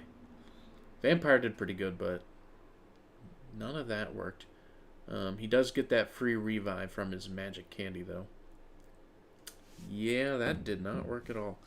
So Frost Queen, not so great. Dark Cacao, nah, not so great. Oyster, we didn't run the clock, so not so great. No, we did run the clock. I take that back. Still didn't do so great. So we will put a healer in. We will put another bot in. That might be a better setup. Monocle really didn't do enough. I think we'll probably need the feather. We'll take Insignia this time. Because Insignia, we should be able to at least 1-star the match. Try going for a tank that protects itself. Funnily enough, tanks that protect themselves sometimes just die anyway. Like you saw Wildberry dying pretty easily to that stage before. Well, there's that free revive from Vampire. Yeah, these enemies are definitely focused on taking out the back cookies. That's their whole stage setup here. Yeah, level 50 to 55. Interesting. So this team's actually doing worse because we have less crowd control. So maybe Frost Queen was doing a really good job there and we just didn't realize it. So do we need Frost Queen instead of Oyster then? Potentially? I mean, we get good... Oyster was the highest surviving here. The most bodies. Okay. More crowd control. The damage was great from Clotted and Sea Fairy. Not so much from Vampire. I don't think Vampire's doing it, honestly. I think we're going to remove Vampire here. Even though we're going against a technical boss, I think Vampire's not cut out for this stage. So let's add in Frost Queen for that crowd control. Oh, let's go full crowd control. Just full power. Full power. Just destroy every single enemy possible. We may need to change the treasures too, potentially, but that's okay. For anyone that's joined and hasn't spoke up in the comments specifically, thank you for joining. I appreciate it. We're having a blast here, experimenting with Master Mode, getting cookies ascended, seeing all the difficulties that we have to overcome. We're going to be entering the PvP arena soon with some fun teams, testing out new capabilities, new skills. Whole bunch to go over. Whole bunch to go over. Alright. I could have technically done cotton back there, but I like to see the auto team potential, because that gives a good indication of what we're working with. As I figured, Red Velvet took out the back cookie, so there goes our cotton. The insignia is doing a pretty good job here, but still not enough. You beat 11-23. Awesome, congratulations. How about a power tip of 500,000? I don't think we're going to get to that because everything's lowered down. Yeah, watching me suffer is pretty fun. I know. It is quite fun. You see someone who's got, everything pretty high level, pretty high maxed, and just suffering through the destruction of these teams. It is quite funny. I'm not gonna disagree with that at all. All right, the insignia is really just not cutting it, so we're gonna go Flamingo Tube. Flamingo Tube, we're gonna replace Dark Cacao with Holly Bear. We're gonna just go massive HP. Still need crowd control, so Clotted and Seafarer are gonna work great for that. And I think we're gonna replace Frost Queen with a Claire for more crowd control and more damage. And if that doesn't work, then we will probably move over to the body side of things with more creatures. But let's give that a shot first. Let's see where we go. 10 pull. I am 100% wishing you some luck. Yes, we did get Financer Cookie. We've used it in a couple teams so far. Oh, look at that. This team's already working great because Hollyberry's taken all the damage. And because of that Flamingo Tube, she has massive amounts of HP. So she is just tanking everything. Actually everything. Yeah, Holly's just like, get swole. Like, do you even lift? Do you actually even lift? She is definitely tanking the majority of things. Seafary's still taking a lot of damage. I might actually even have to take Seafairy out. Granted, she doesn't have damage resistance on her substats because we're mostly focused about her skills, but I don't know. We'll see. We're probably going to lose Cotton here when we get to Red Velvet, so I'm hoping our team can survive without Cotton. Yep. It's working so far. Way more damage going out. It's just Red Velvet now. We got it better. That was better. So maybe instead of Cotton, maybe we have to do Financer. Maybe we have to take Financer in instead of Cotton. Okay.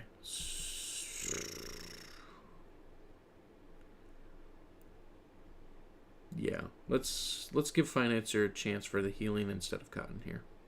Two fronts. Both of them should be super high HP because of the Flamingo Tube. Since we don't have any healers, we're going to actually take a treasure for healing in the front too. We're going to use Remedy. Yeah, we're going to go with Remedy. We're going to set that up and see if that works.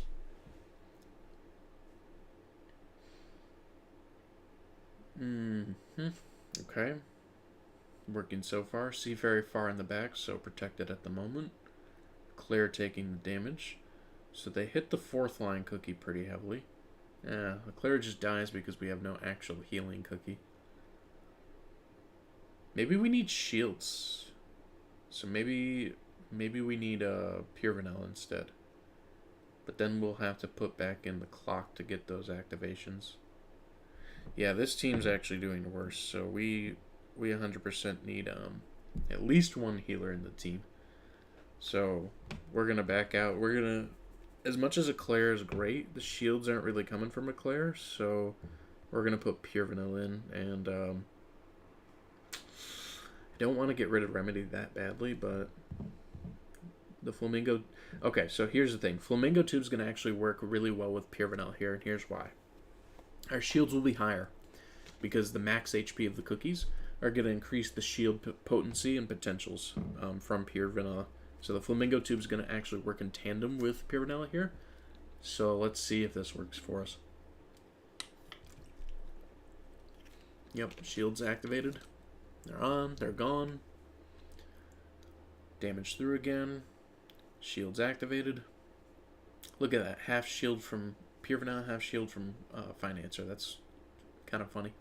So we technically got 2 healers here, but Financer's only healing Clotted Cream.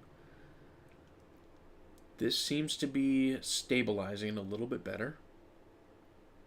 So I'm okay with how the results are of this team so far. Halle Berry's doing a great job of siphoning most of the damage on her end. I think we're going to manually run Pure Vanilla here. Same with Financer. We don't want to wait for those healing skills right now. Still got to beat Red Velvet, though. So that's going to be tough, because he might take out Pure Vanilla. And he does. So we'll have to think about how we can 3-star this round. Hopefully we can at least 1-star it. Yeah, Halle Berry did a really good job setting up the defense. Alright. This is Master Mode. You're right. This is the Master Mode. To beat these stages, you have to be a Cookie Master. I'm not going to disagree with that. Alright, here's the thoughts. We're taking full bodies. Full bodies. Here's the thought. Pure Vanilla shields will apply directly to the bodies themselves. The Oyster field will generate more bodies in the front. Oh, we are changing one other thing. We're basically doing a summon team. But we're not doing Crunchy, we're not doing Snow Sugar, we're just going full summons with healing and damage siphoning from Halle Berry. So we're putting bodies on the field. Hi, Rat Boy, thanks for coming by. Appreciate it. Will the Scythe be good? Yeah, the Scythe might be an option, but honestly, we're going full body team. Full on body team. We gotta put all the bodies on the field. The overall stats and damages and all the numbers that are gonna be on screen are gonna be monumental. Main reason is our shields from Pure Vanilla are going to directly apply to all of our summoned creatures too, which means that will power up the Oyster minions even further. So they're going to definitely be crucially helpful here. So we've already made it to Red Velvet without taking too much damage. Red Velvet still does a great job taking back the rear cookies though. But as you can see, our team is actually handling pretty good here. Now it's just down to Red Velvet against our team. And he's only taken out Cotton and Oyster. It's going to be tight, but I think we have a chance here. We may replace Halle Berry with Crunchy Chip and see if that does better, because that'll reduce Red Velvet's attack. Yeah, we got way closer that time. Way closer. So Kazun, this is still free-to-play friendly. As long as you have the toppings, as long as you have the promotions, you can still do the same exact mode the same way I'm doing. So it is still friendly enough for free-to-play to be able to do. Kaylin, thanks for joining the stream. Yeah, Master Mode is pretty tough. It's pretty tough. I'm honestly really loving it, though. Absolutely loving it. It gets all of my excitement going for different ways to beat the rounds, and it's a very interesting setup. I should have probably changed Crunchy to damage resistance toppings there, but let's at least give it a shot and see if it works. So we're just full body team here now. Because we don't have Halle Berry, we're gonna take more damage on our middle cookies because there's no damage siphoning going on here. But we've got 2 healers going through. We've got good stats from shields and everything, so let's just keep pushing through and see if we can get this. The main thing is taking out Red Velvet. Come on, shields keeping us safe. Crunchy going through. Don't lose Oyster. We need Oyster. No! Alright, come on, Crunchy. Destroy that attack down. Reduce that attack speed. There we go. I think we're going to kill Red Velvet this time. Nice. Yes. Awesome. There you go. There's your team. There's how to beat Red Velvet. 2-star at least. We'll work on 3-star later. But 2-star. We did it.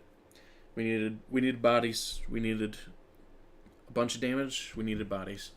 So that's a team. That at least does a 2-star. We'll work on 3-star. But that's the team that took 2-star for Red Velvet. Alright, we got this. We can totally do this. Okay. Yeah, 10-1 won't be out in Master Mode. You've only got till episode 4 right now, so that's as far as we can get. What kind of requirements on the Master Mode stages? So most of them are this: cookie levels level 50, max skill level 50, max cookie grade 1-star A ascension, bonds deactivated, sugar gnome labs deactivated, costume bonds deactivated, guild level buffs deactivated, and guild relics deactivated. In addition, your summoned creatures are out less of the time, your healing is decreased by 75%, your shields are decreased by 75%, your debuff resistance is increased by 40% on the enemies, and their HP is 100% higher. Honestly, we'll take this in. This is our technical first boss fight, but I have good faith in this summon team. Summon team is very powerful. So many debuffs, so many. But that's what makes it Master Mode. You're fighting with basically the bare bones. You know, you gotta get through with your skills and your technical prowess rather than just power. Dark Mode 14, don't worry. You can't even compare Dark Mode to Master Mode because Master Mode is running hard levels with the setup rather than power. Dark Mode 14 is just straight bulky power. That's what's going on there. Come on, Crunchy. You can survive. Just a little bit more. Oyster minions keep them alive. Man, those hits from the Choco Werehound is devastating. He's got a lot of pushback, too. Wow.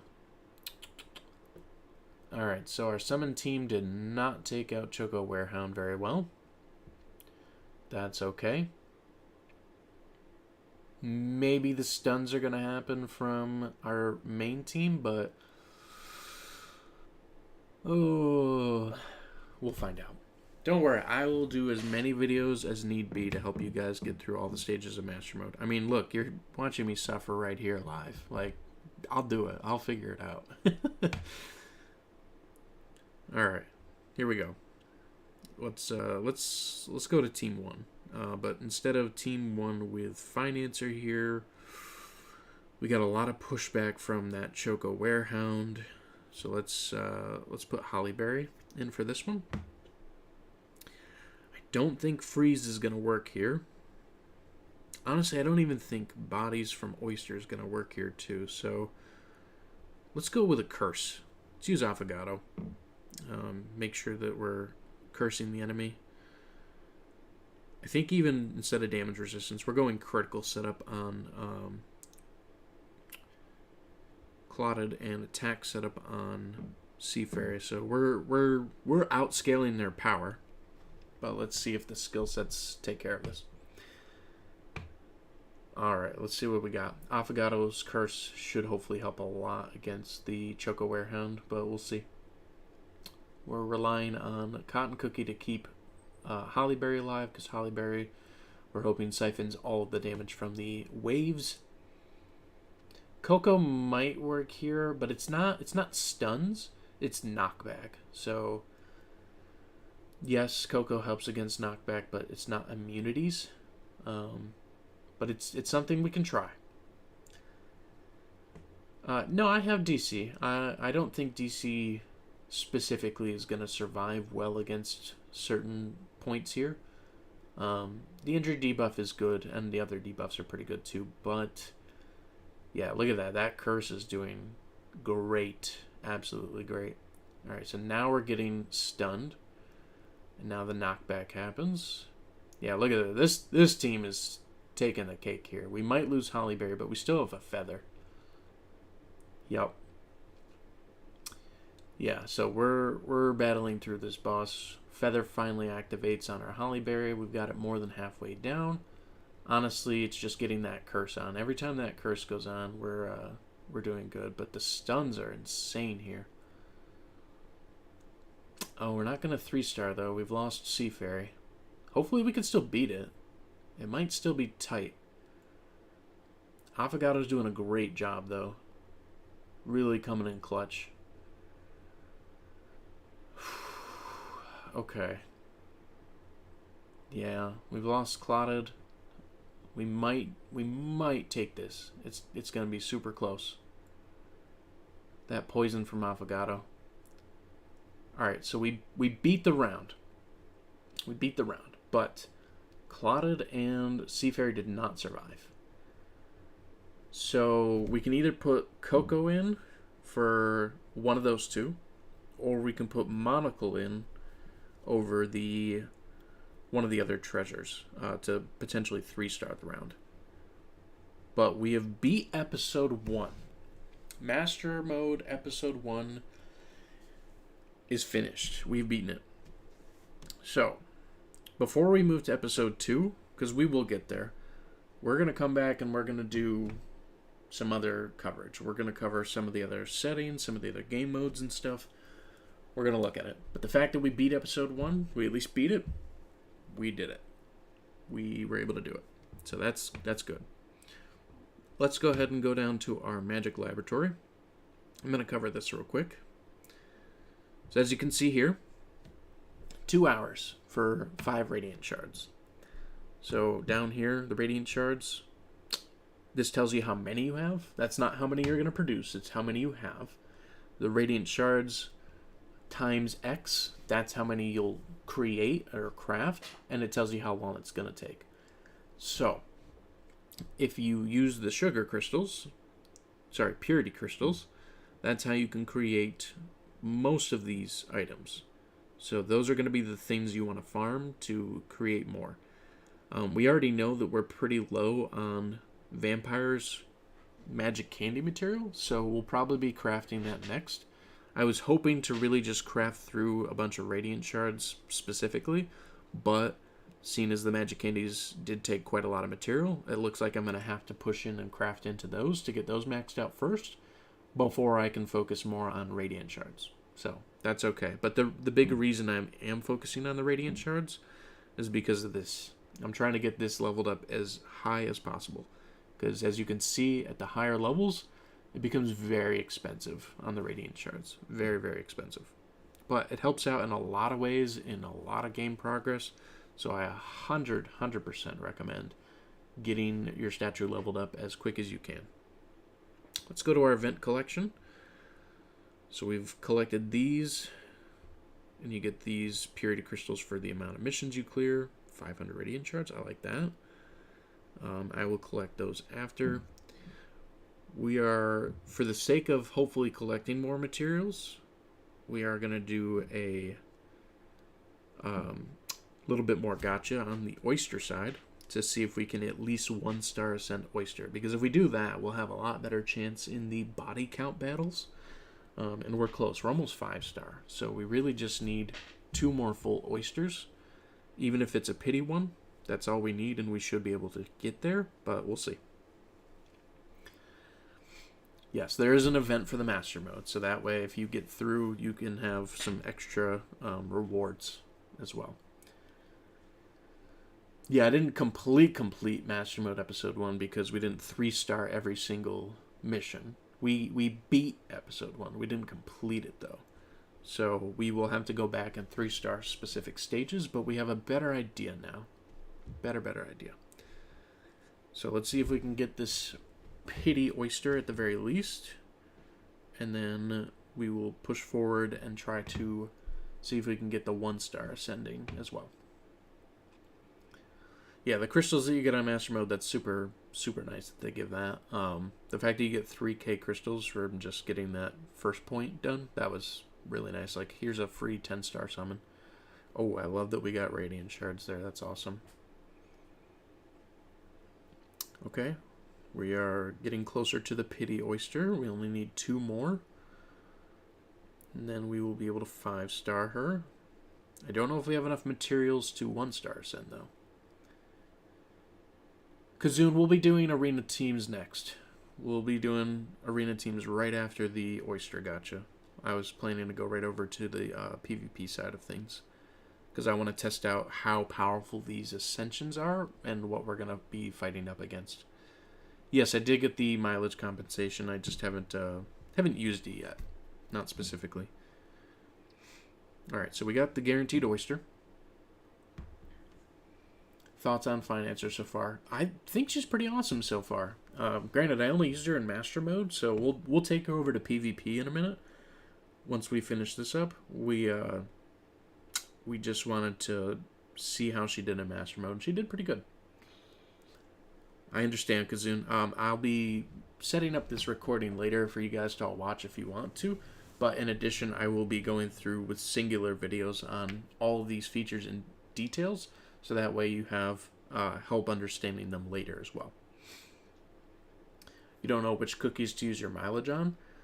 Kat, which game mode is the most important to you? Do you want to do good in guild battle? Do you want to do good in master modes and story modes? Do you want to do good in PvP arena? That's really the question to answer first. If you know which mode you want to be best at, that's how I can best guide you. Because if you just want to be good at all of them, there's some generic cookies that do good in all the modes, but that doesn't mean that they're going to be the perfect choice. Yes, Kazoon, thank you for coming. I really appreciate them. Yes, I knew all of them was going to be your answer. That's everyone's answer. I always like to focus on one specific mode first. Mainly PvP. Okay.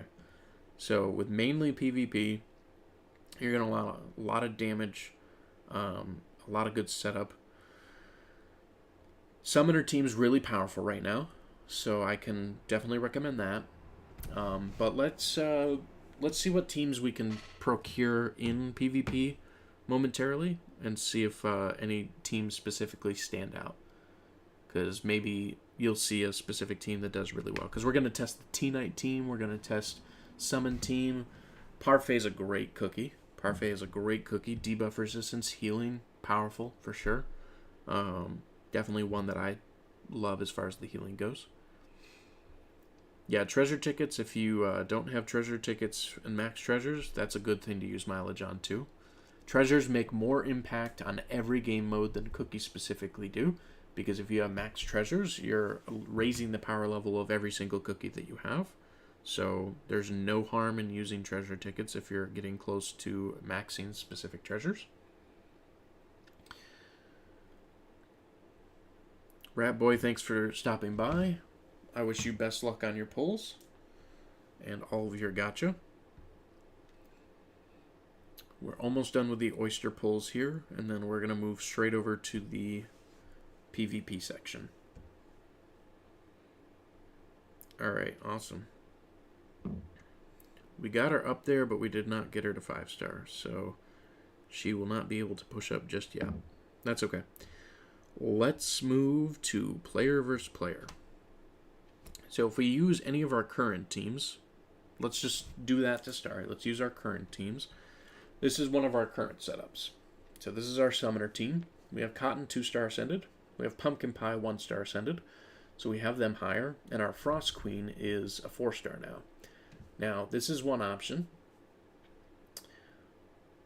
You report to YouTube is going to ban you. Okay. I don't know what needs to be reported. So if we go down here to our team, this is our current setup. I do believe we're going to change to the critical attacking side. So we got 1.5 million power.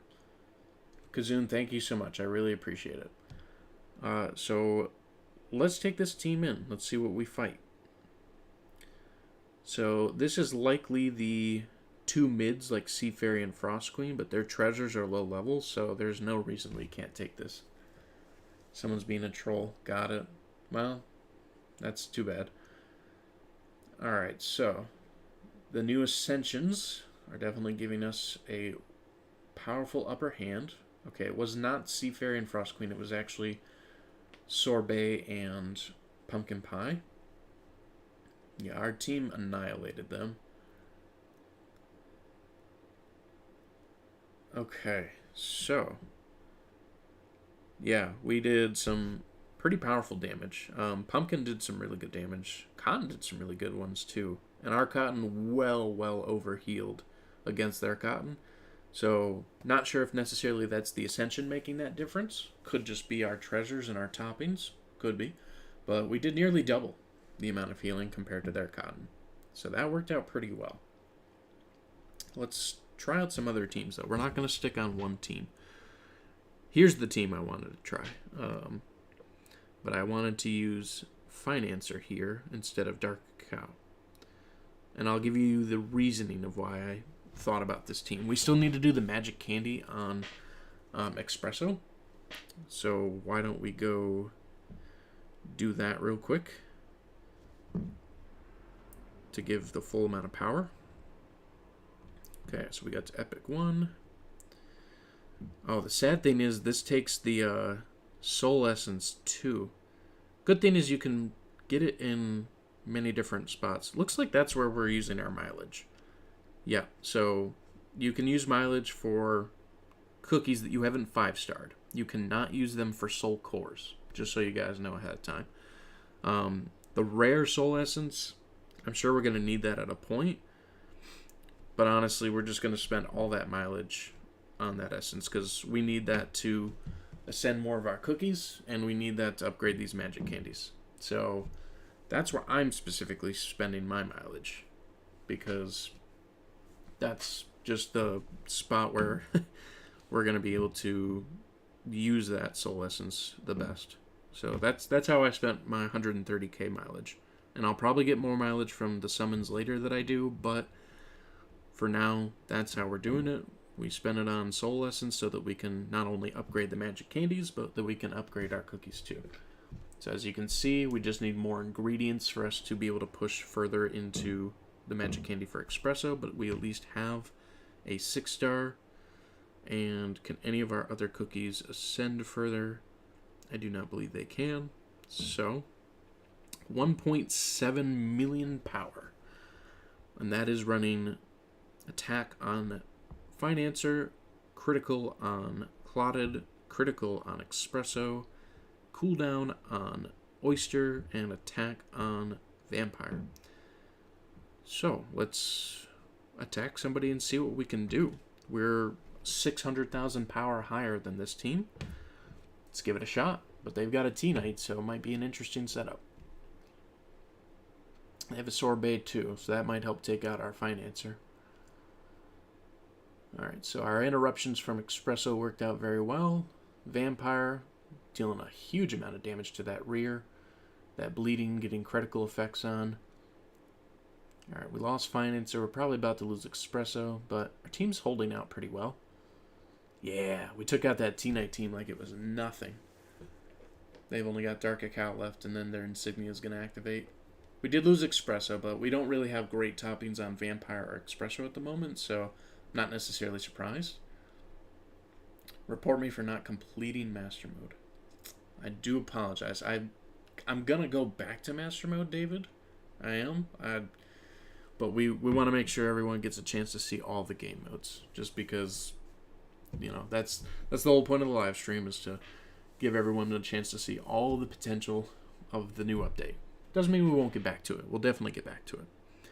So with this setup, we did 3.3 million with Clotted, mostly boosted by Financer.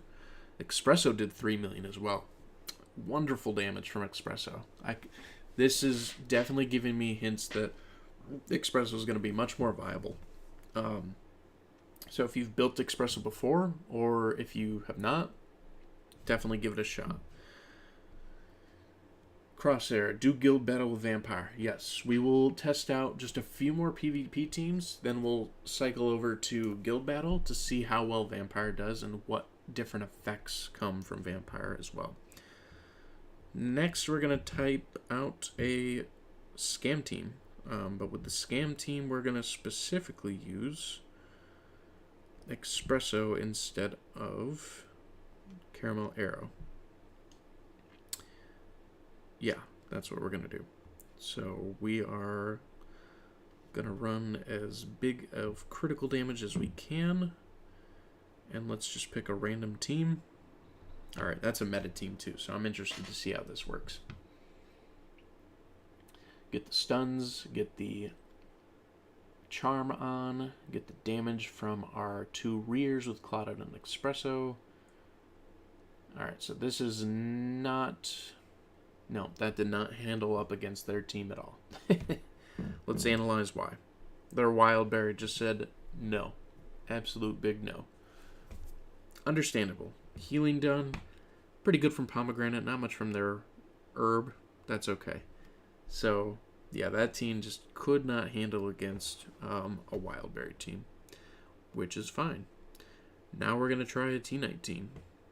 So we got T-Knight, we got Financer, because people have been saying that's an interesting setup. Then we've got 3 healers, and you'll see why. We're going to do Cotton and Pure Vanilla.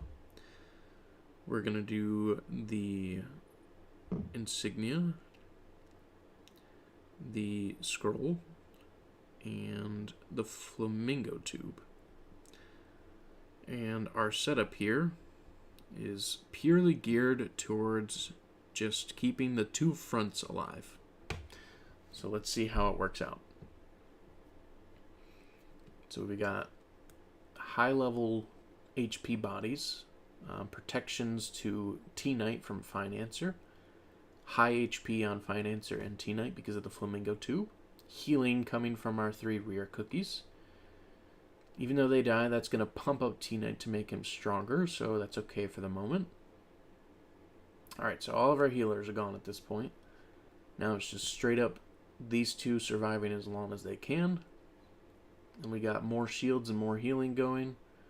And now it's just T-Knight with like full-on boosts. Like absolutely full-on boosts. We'll see if he can push through the entire team. It's going to be tight though. Yeah, Wildberry prevented us from really pushing through too much. June, thanks for coming. I appreciate it. I really do. Alright, so what did work and what didn't work there? The healing, it was good. Their healing was way better from Parfait, and that's because they had the clock, so that skill activation just kept happening and happening and happening. So that's mainly the reason why that happened. So we could do the clock instead of the Flamingo Tube. That might be an option. But mainly here, the damage just was not nearly as high enough from T-Knight. So let's take it into a more aggressive attack formation. And we will switch to the clock instead. So we're going to do Oyster. Sorry, we will do Cotton. We want 1 healer for here. And we're going to do probably Sea Fairy, so that we can just pump out the damage. So we will fight this team and see what we get. I have not tried that out, Pure Vanilla. I will see that team soon. We'll try a bunch of teams today. Alright, so the damage is going good. The healing's going good from Cotton. Finance are protecting T-Knight pretty well. Cotton's down. We still got pretty high damage outputs from Oyster and from Sea Fairy. Oyster is now down. Sea Fairy dealing the stuns. Yeah, so Financer and T-Knight definitely surviving the longest. Oh, actually, this time Financer out-survived T-Knight, though. Very interesting. There's a lot of stuns happening, though. So we need some stun resistance to really make a team like that work, because the damage was mostly focused on Sea Fairy there. So, some interesting teams. Should you be saving the new resource until someone makes a video on what best team to use? I mean, if you have a good gut feeling of what you want to use, you can go for that. Like I said before, Summon Team, very powerful. I'll show it right here. You just got Financer, congratulations. It's awesome. So, Rat Boy, as you can see here, Summon Team, absolutely annihilating through the counter Summer Team. It's a good team right now. It's a very, very strong team. And I'll show you one even better. So this can handle most situations. Pure Vanilla. And here's the reason why. Pure Vanilla increases the shield power of the oysters and also puts shields on all of the creatures too. So not just our cookies. And then we have double healer action going on too. So it stands up pretty heavily against most teams. As you can see, it took this out without too much issues. Pumpkin did perish, but, you know. JTR, I am in Pure Vanilla server. I've been playing this game since February of last year. So, long-standing player. Can I add you to face my team in practice arena, I might have a friend slot that I can open up available. Are you in the pure vanilla server? Because that would be the only way I could add you. If you're in a different server, I would not be able to. But yes, I'm in the pure vanilla server. Don't resurrect TK, I'm scared. I love the T19 though. Is the YouTube name you have the in-game name you have for the server as well, Rat Boy? Our guys are gonna perish here. They had the perfect counter set up with Sea Fairy and their other cookie. I guess you could consider me pay to win, to be honest. Ooh, a 1-star Ascended Wildberry and Caramel Arrow. Look at the damage on that. Wow. Alright, so that's the top level right there. Player 2000 had no issues because they were running 3 1-star Ascended counter pieces. Yes, my friend list is full at the moment. Let me go make a slot for you. I'm pretty sure I have at least one person I can boot out. So manage. Last played. Okay, everyone's basically played except this person, so let's remove them. Alright, you're free to add me whenever you want. So that's fine. I'm going to swing over to Guild Battle real quick just to test out and see what we get. But then we will come back to some other game modes as well. And we'll discuss more things. So this is the team that I've been running. And when I'm not running that team, I'm running this. So this is my solo team. I can solo all the way up to Dragon level 33 pre-update. But if you, with the new update, maybe we can solo higher. We can definitely check that out. This is the team that I've been running for the high level battles. And as you can see, I've already at least 1-star ascended everybody in this team. So let's go ahead and give both teams a try. Let's see what we get. And you can see the way I do guild battle strategies too. So Oyster first. Cotton at the hairline of Eclair. Eclair right after the boss battle banner. Wait to get far enough for Dark Chocolate to get all 4 defense down buffs. Or debuffs, I should say. And then pushing through with Oyster and our other damage dealers. Yep, so level 50, I'm not surprised that we lost the cookies where we did. They lasted pretty good.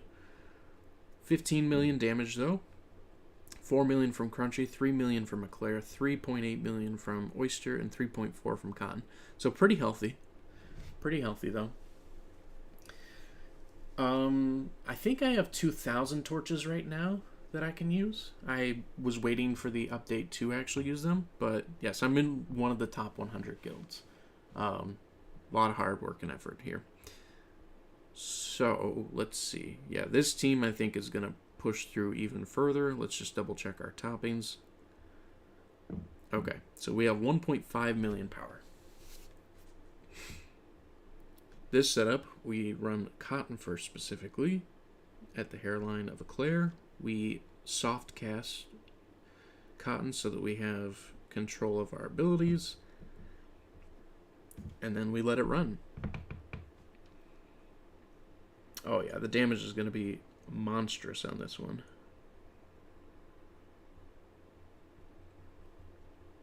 Yep. And that poison's still going because of our dragon surviving. 18 million damage.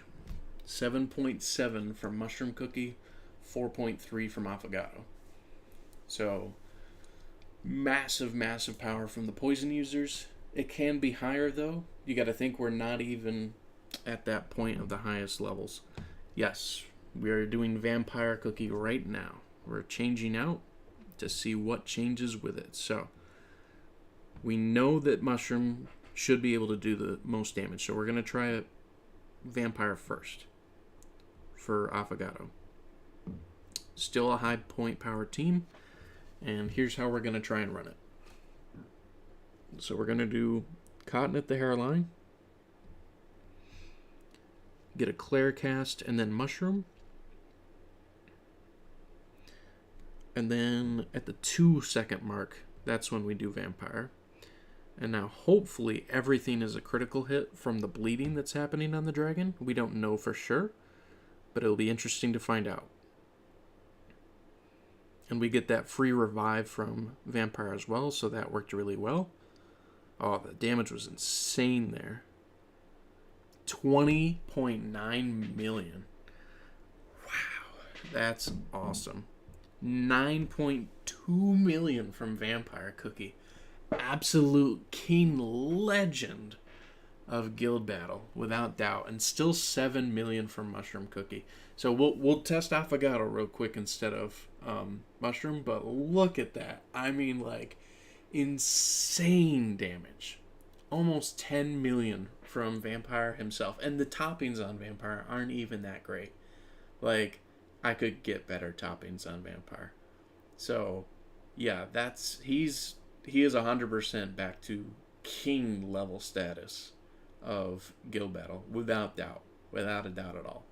So, if you guys want anything to specifically invest in, Vampire Cookie would definitely be an option, especially if you want to do great in Guild Battle. 20.9 million damage at a level 50 dragon. That would have almost one-shot this dragon. Almost. Like halfway. Insane. Insane. Let's try Affogato, though, and see if that pumps up Vampire, or if it just specifically still just works well. So, same thing. Cotton, soft lock, and then Eclair, Affogato. And there we go. Let's let it run. And it's mostly because the poison's still going and Vampire gets that free revive. That's what's helping, like, get it to go even further. And the timing really matters too. I think we did more that time. I'm not going to lie. I think we actually did more. 22.7 million damage. My lord. Absolutely insane. Wow. Yes, I have played Cookie Run Oven Break. Not a lot, but I've played it before. Alright, let's read some of the comments real quick while you guys just soak in that damage. Okay, so I won't even be able to unlock Master Mode. You just have to get past Episode 10, I believe, and then beat Dark Mode 1 and Story Mode 1. I think that's all you need.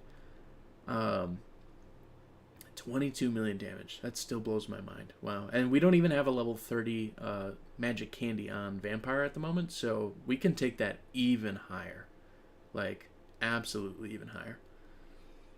You know what? I have an idea, though. I wanna see if we can push the limits right here.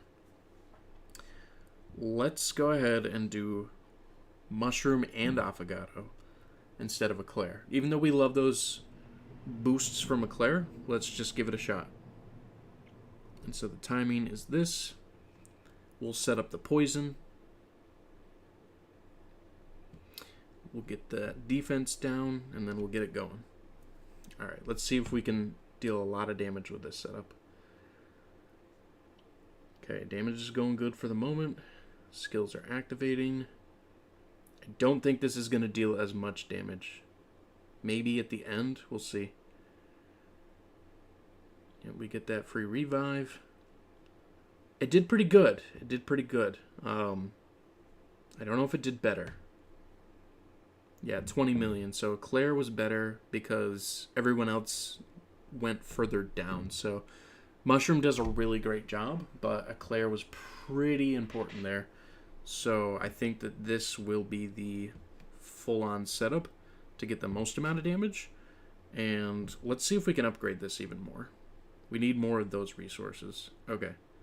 Let me go get this. Let's see how high we can take it.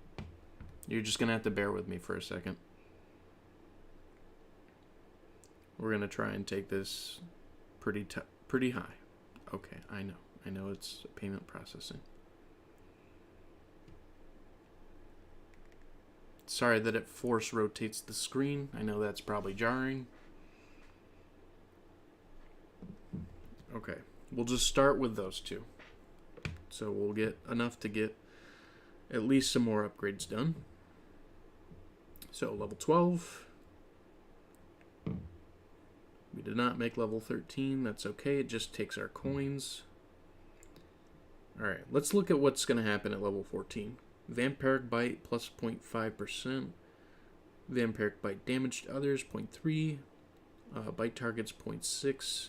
Yeah, so basically it's just upgrading our Vampiric Bite at the moment. Alright, so we don't have enough of the Swiftness crystals. Interesting, okay. Seaside Market, though. Our Seaside Market has been expanded. Oh, you better believe that I'm getting all of this.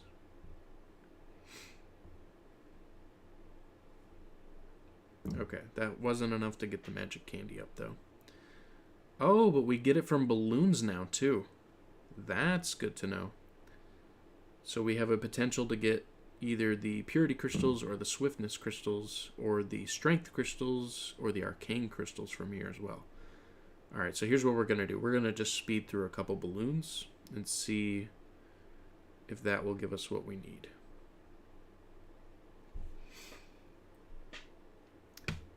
So, coins, Corsair, is mostly the Tree of Wishes. Tree of Wishes is going to be your biggest way to get some coins.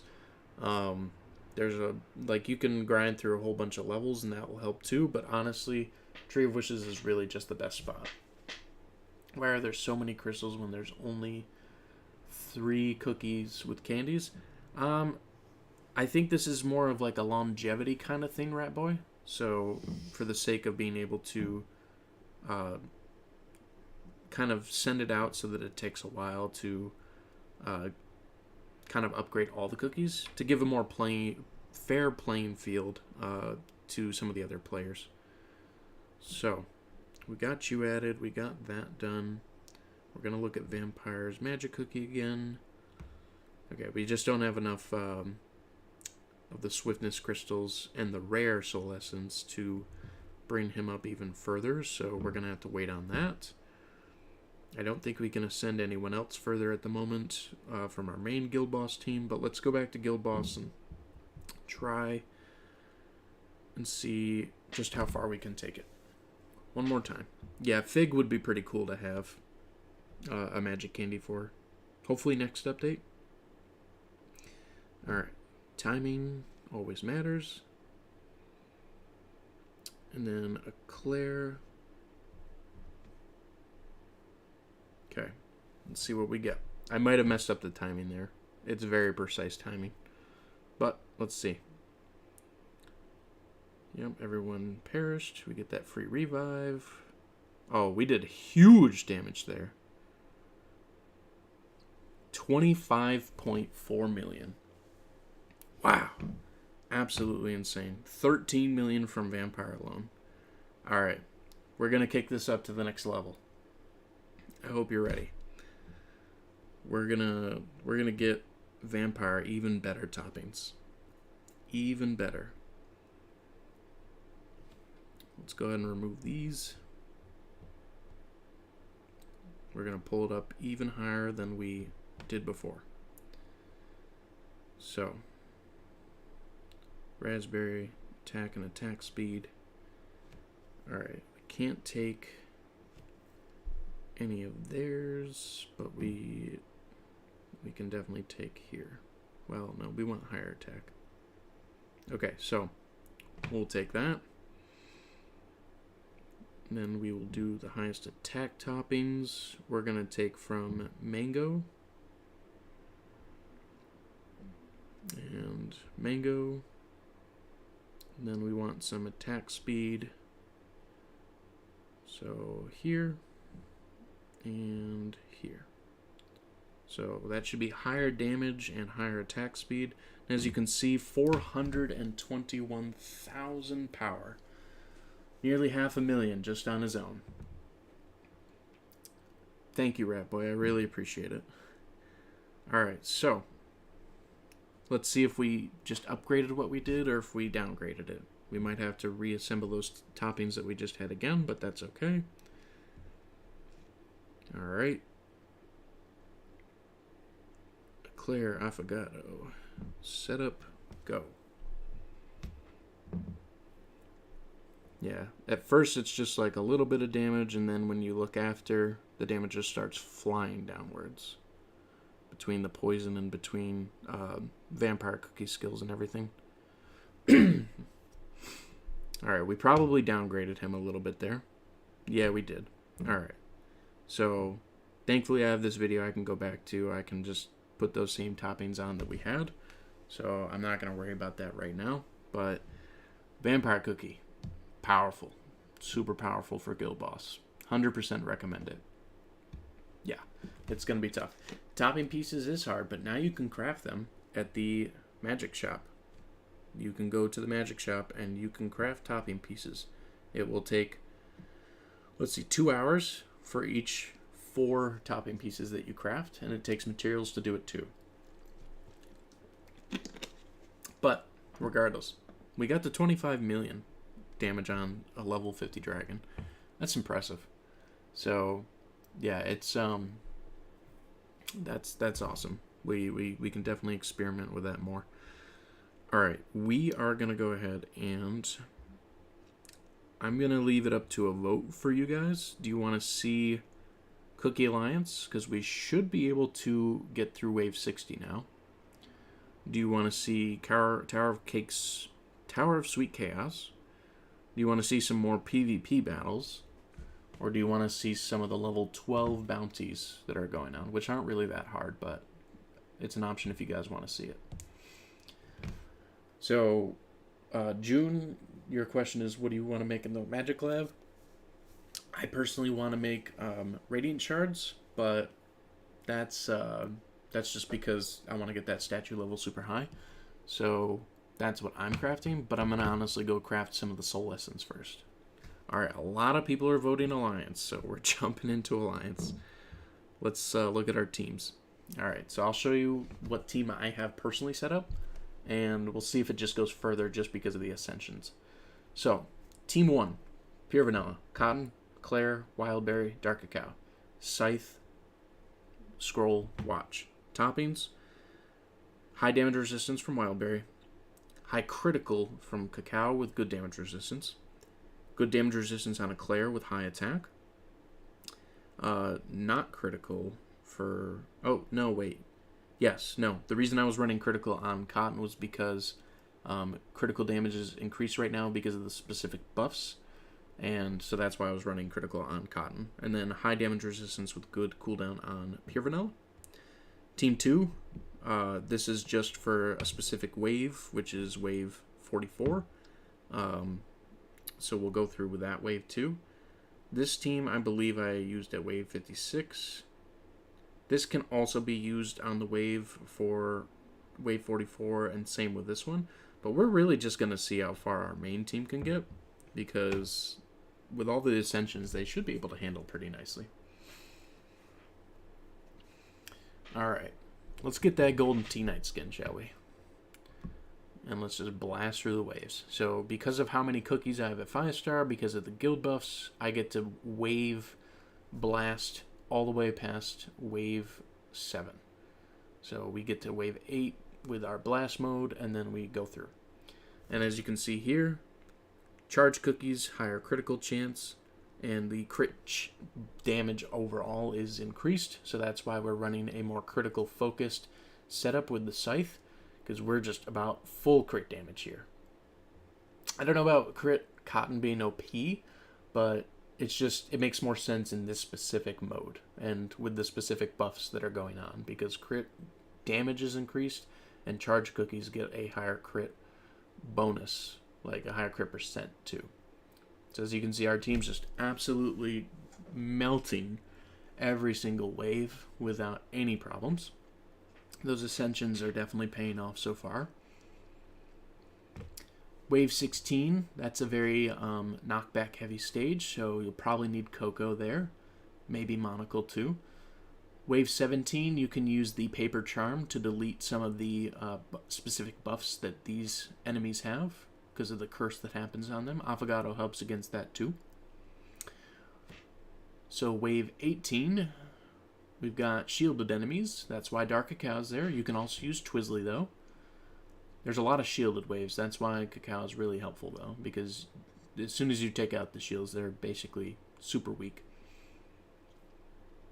You got a resonance material chest. What do you get? I think I just grabbed like one of each with the chests, so I don't know what specifically to grab, because I forgot what's in the chest already, to be honest. Why do you need to know his age? I mean, I can understand the curiosity. Alright, wave 22, we're flying along pretty nicely. Oh, resident ingredient.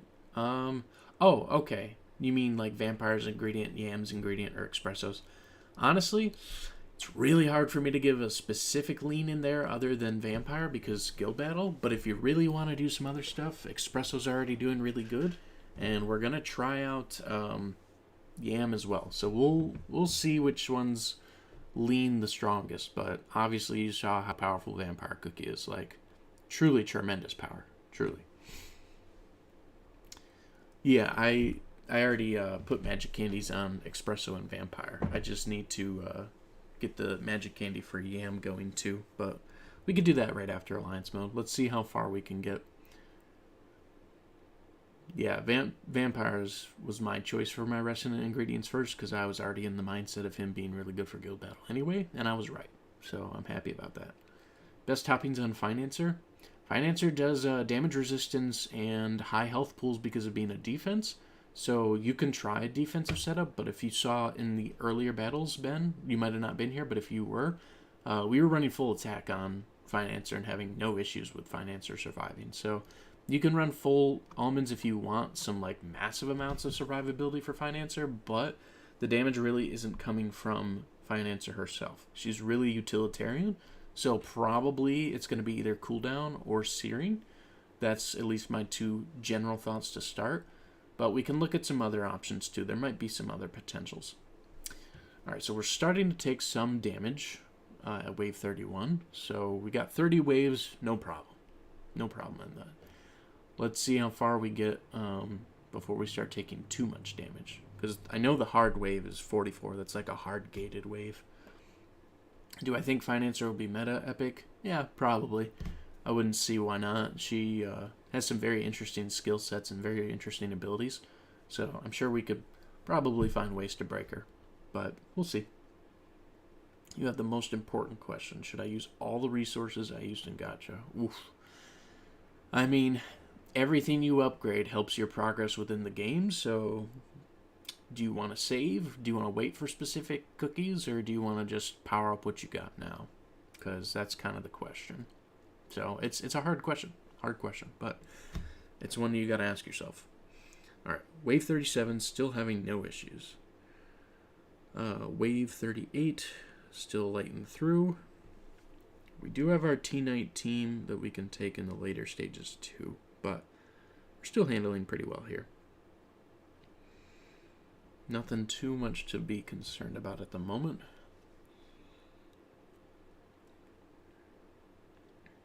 Okay, so cream buff stage was a little difficult before, not so much now. So yeah, this ascension is definitely really powering up the levels of our cookies to where we're pretty much handling alliance without too much troubles. And it's good to test this now because maybe next season might be harder just because of all the ascensions.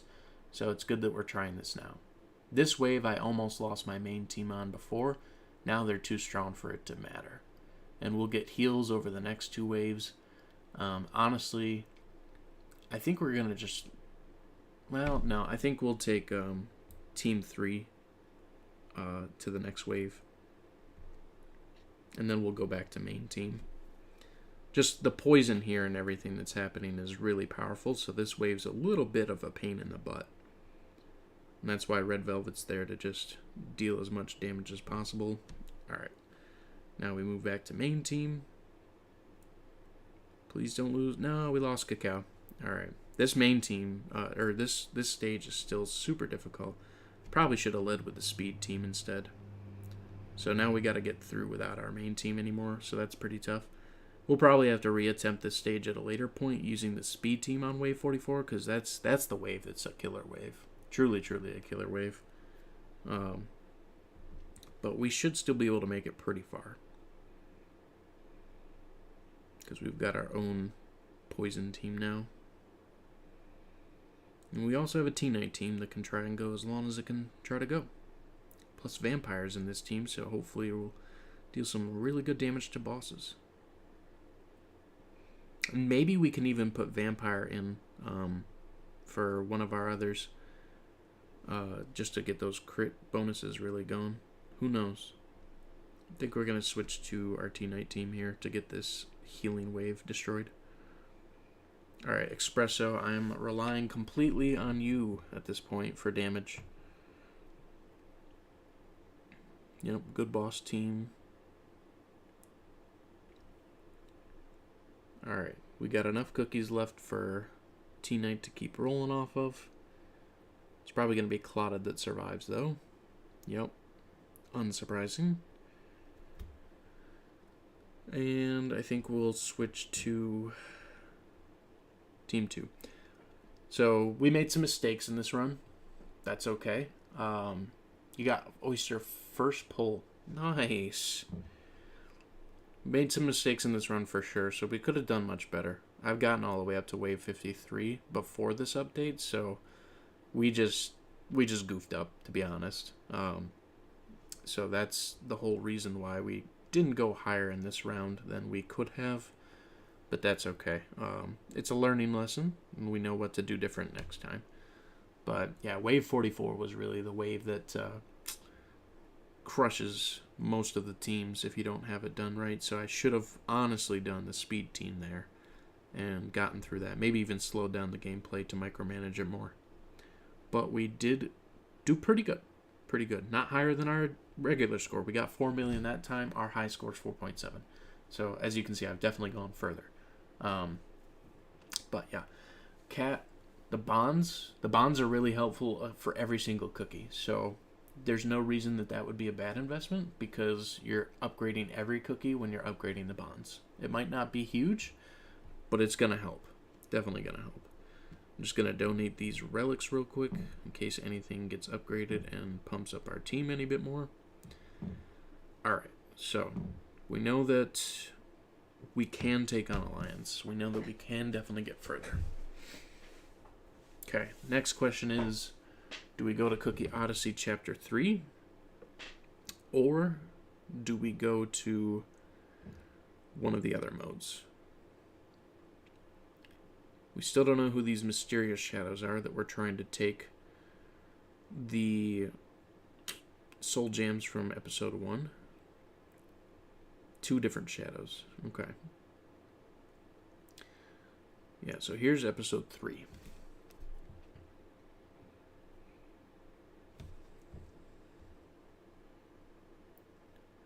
Okay. So we can do Odyssey Chapter 3. That is an option. But, yet again, I want to leave it to you guys as the chat. What would you personally like to see? Do you want to see some more PvP? Do you want to see some different guild battle testings? Do you want to see more of Master Mode? What would you prefer to see? Or do you want to see some gacha? Because we've got enough crystals to definitely push through gacha more. Yes, we did do Master Mode. We got all of episode 1 complete, but not 3-starred complete. PvP would be dope, sure. Let's see what a few other people say, just to see. We can try and grind out PvP mode, see how far we can get. We can test some wild teams. Gotchas. Okay. More votes for gacha at the moment. I mean, we have high chances to get some good pulls. All right.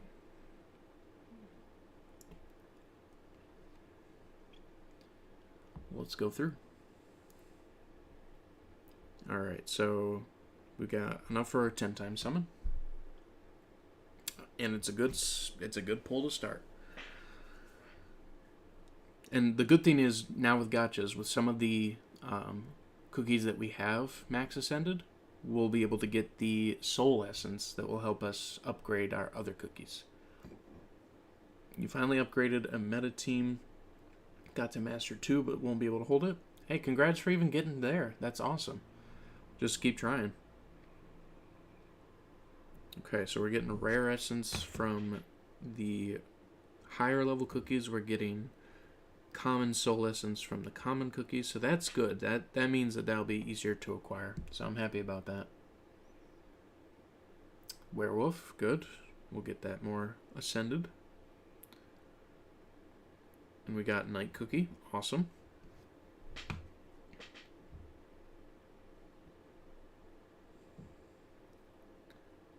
We got a really good one here. Full on epic. Oh, we got fig, nice. We got a full fig. Maybe we can ascend him then. Well, I don't know the gender of fig, so I'm going to say ascend fig. Didn't mean to gender offend there at that point. We do have plenty of costumes and plenty of treasure tickets, but we'll go through and see what we can do. We'll see if we can 5-star Financer. We got another good pull. Let's see what we get. Ooh, we got a full-on oyster. Maybe we can get oyster to max level. That would be nice. Okay, we got some more soul stones of Financer. That's good. Alright, here we go. Yeah, the lack of soul essence is the hard part. You can either do gachas to get soul essence once you've maxed out all the commons. And you don't necessarily have to ascend them to get the materials. You just get them by doing gachas anyway.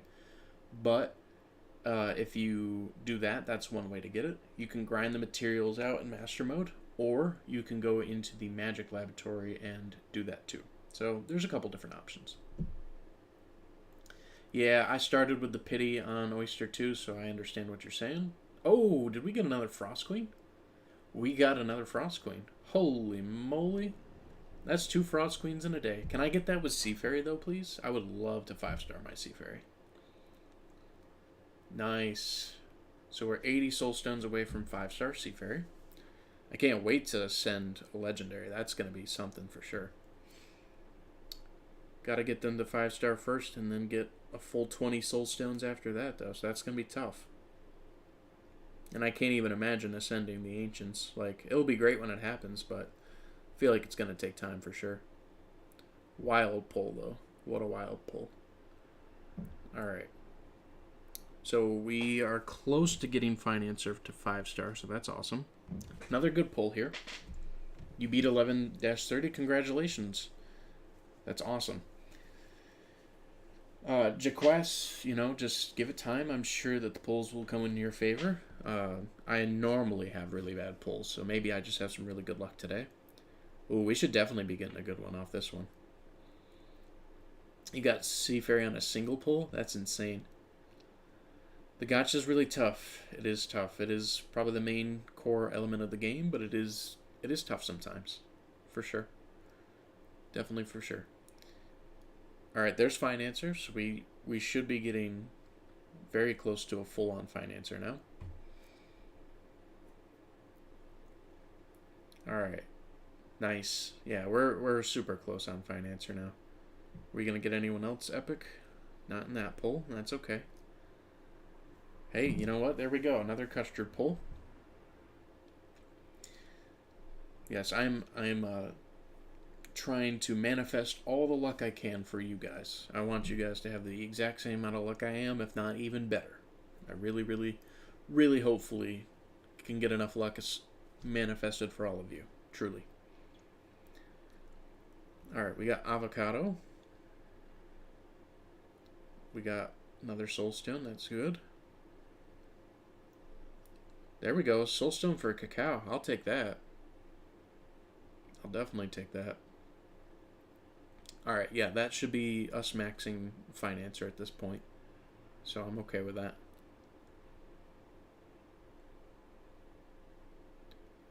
Alright. So we have maxed out Financer, so now we can potentially ascend Financer if we get enough soul stones, or soul cores I should say at this point.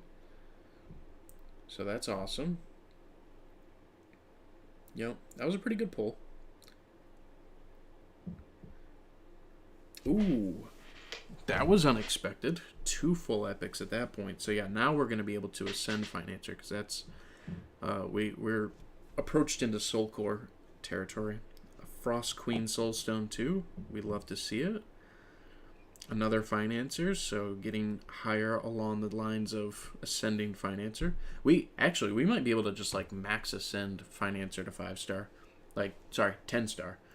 Which will be kind of weird because like that being the first cookie to max ascend is a little like, but either way, I mean, we'll take it because that means just higher potentials in Arena if that's the case. Did you have a lot of special cutters before? We started with 300, I think, and 600 regular cutters. So we went through already 1,000 pulls.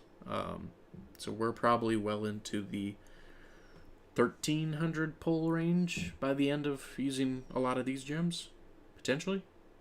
I think. Yeah, we're getting a lot of good soul stones though, so that's helping. And we're getting all that soul essence, which you really, really need the soul essence to be able to push us even further. 4 more soul stones for a 5-star oyster. 4 more. I really, really want a 1-star ascend oyster because I really love the summon team. Yeah, I mean, being the featured cookie, it wouldn't necessarily surprise me that we can high ascend Financer for that specific reason. But we'll see. We'll see how the luck fares us. Come on. There we go. Kumio. Okay. Get the scam team higher. We're definitely getting a lot of that soul essence now. We haven't completely maxed out every rare and common, I don't believe. But I could be incorrect. Yeah, no, we have, I guess. Alright, so we're just getting full soul essence at this point for commons and rares. So that's really helpful because that's going to be our upgrade materials. Yeah, Summoner team is doing really good. Really, really good. I loved it when it first came out, the Summon team, but I still love it now. And it's kind of like going even further up, so it's really interesting to see. Alright.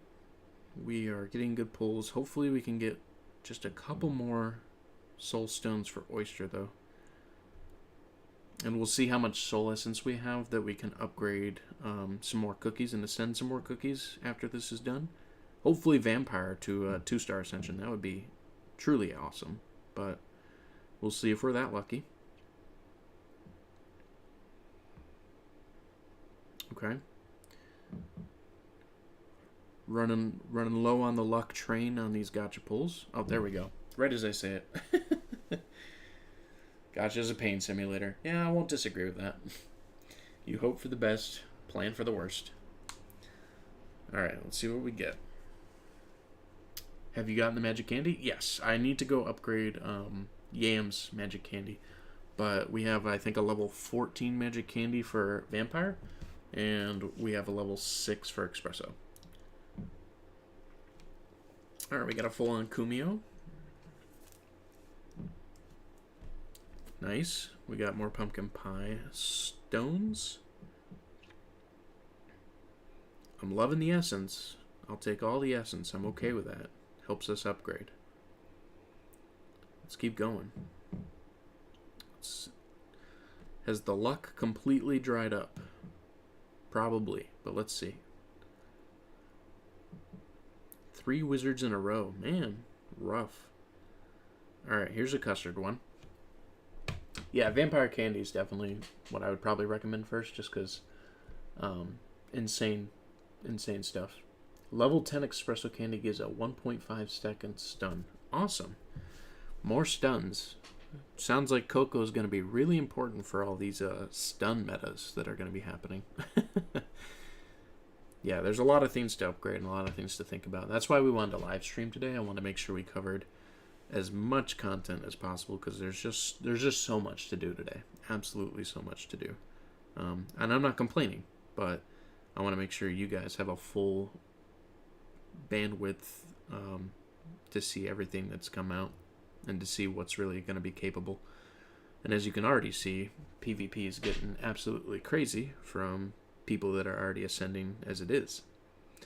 So we got milk that time. Alright. Decent pulls. Just give me 4 more oyster. 4 more oyster soulstones. That's all I'm asking for.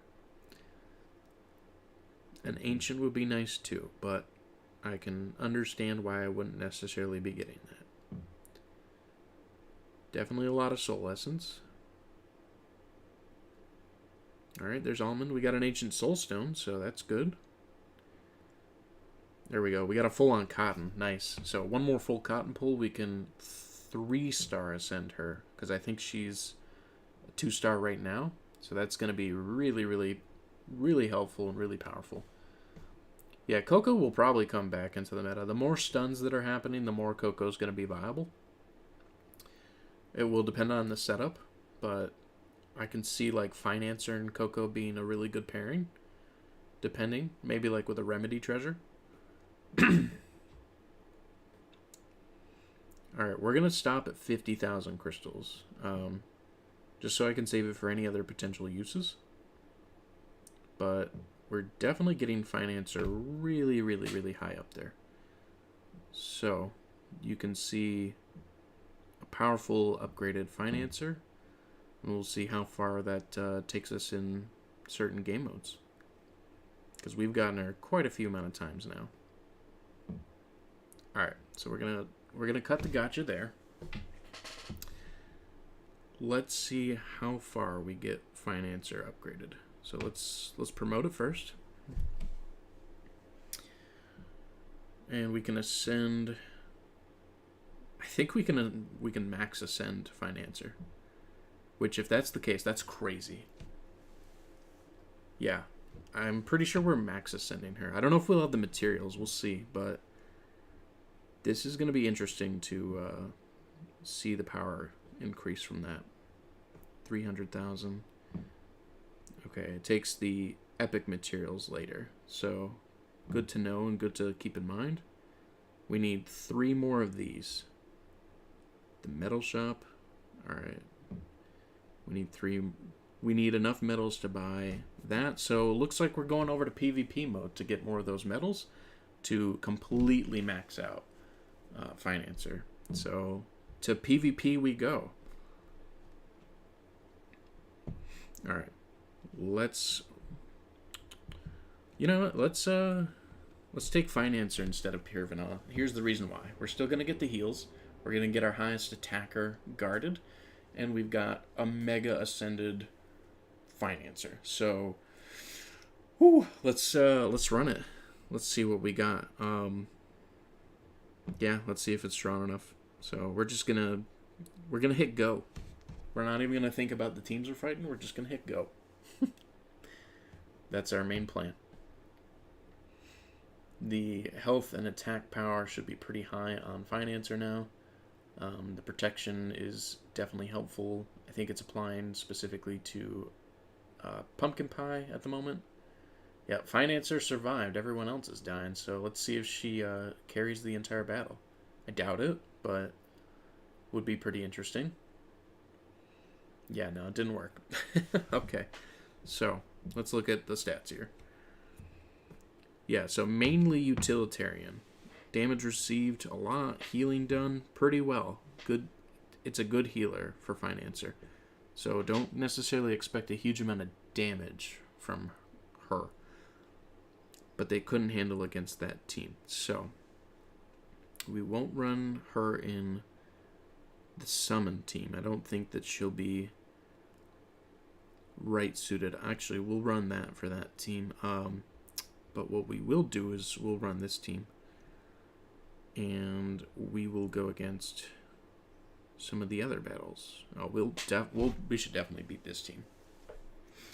Yeah, if she had more damage resist, that would probably be a better option. But honestly, she survived like to the last point, so I don't think giving her damage resistance was necessary for her being stronger. And we've already got her attack set up as high as possible with what we've got on her as well. So really, I think cooldown might be the best for Financer based on what I've seen so far. And I think I'm going to try that. I'm going to change her toppings right after this to cooldown and see what we get. Because that might make a difference. Overall, this team's doing a pretty decent job. Not great because of Espresso needing more damage resistance, though. But it's handling. It definitely handles. But they are a weaker opponent, so I don't necessarily see this as a meta team. Don't take this as a meta team. But the damage was great. The damage was really great. I think what we'll do is we'll change the two in the back to healers. So I think we're going to set these guys up as that. I think that's what we're going for.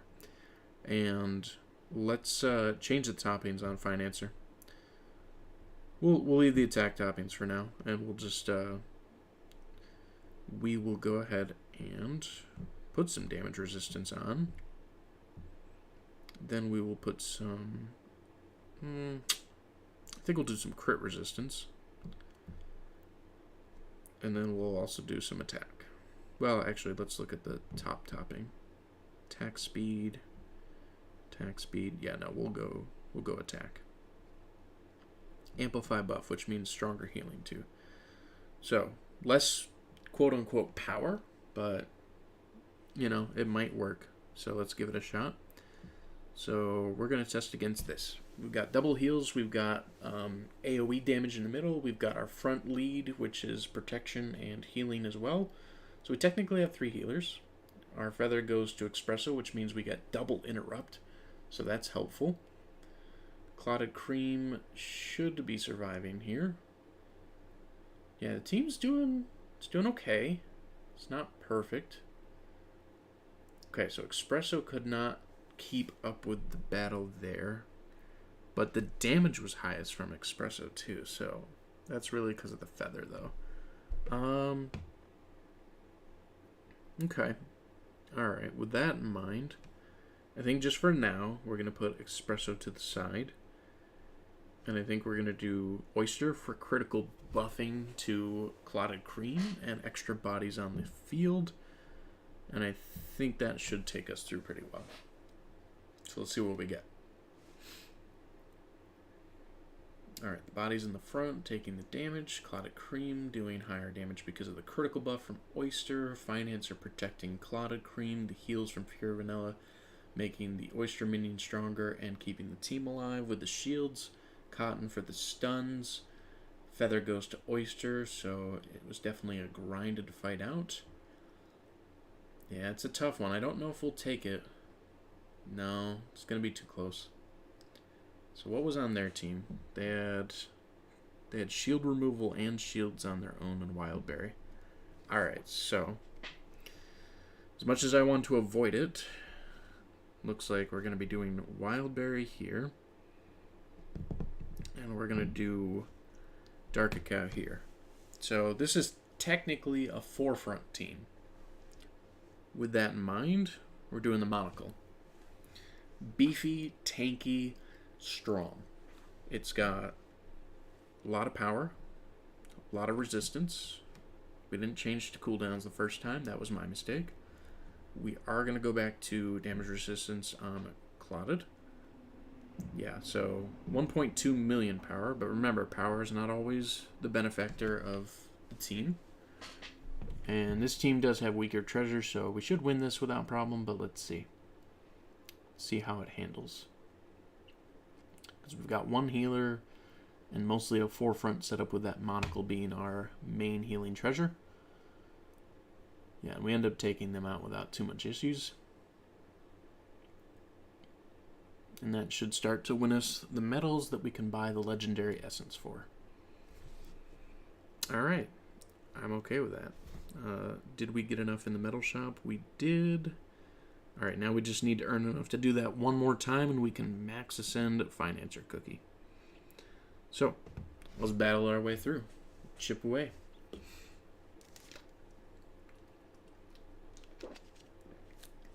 Alright. So we got the feather in case anyone dies. We've got the monocle to remove those debuffs and heal our team. And we got the scroll for extra power. Wildberry's giving extra damage resistance. Same as Financer and Clotted. Yeah, team's definitely working. Ooh. Got a heavy hit there, though. So it seems Eclair's still too powerful to ignore in the setup. So I guess the question is, do we want to heal with cotton, or do we want to use a Claire instead?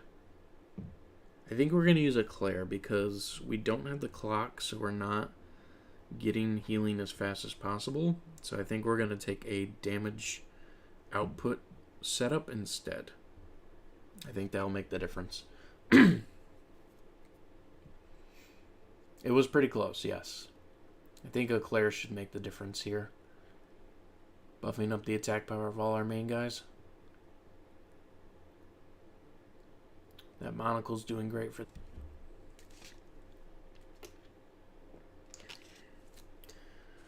It's a tight fight. We lost our 2 frontals, though. The monocle's definitely going to be what saves us if we do have the chance to win this. Yeah, it's going to be really close because it's their clotted versus ours now. Wow, okay. Interesting. So, yeah, the thought line here, I think for this team to truly win, I think we're going to need Insignia instead of Feather. I think that's going to be much more helpful. Because even though the Feather does really good, it wasn't enough. And Insignia would have at least guaranteed us the win there if it was down to that last cookie again. So I think we're going to need to run Insignia this time. Plus we'll get bigger healing on all of our guys from both Insignia and Monocle. So I think that'll be really helpful. Yep, so Clotted's down, so Financer's going to protect Cacao now instead. It's close, definitely close.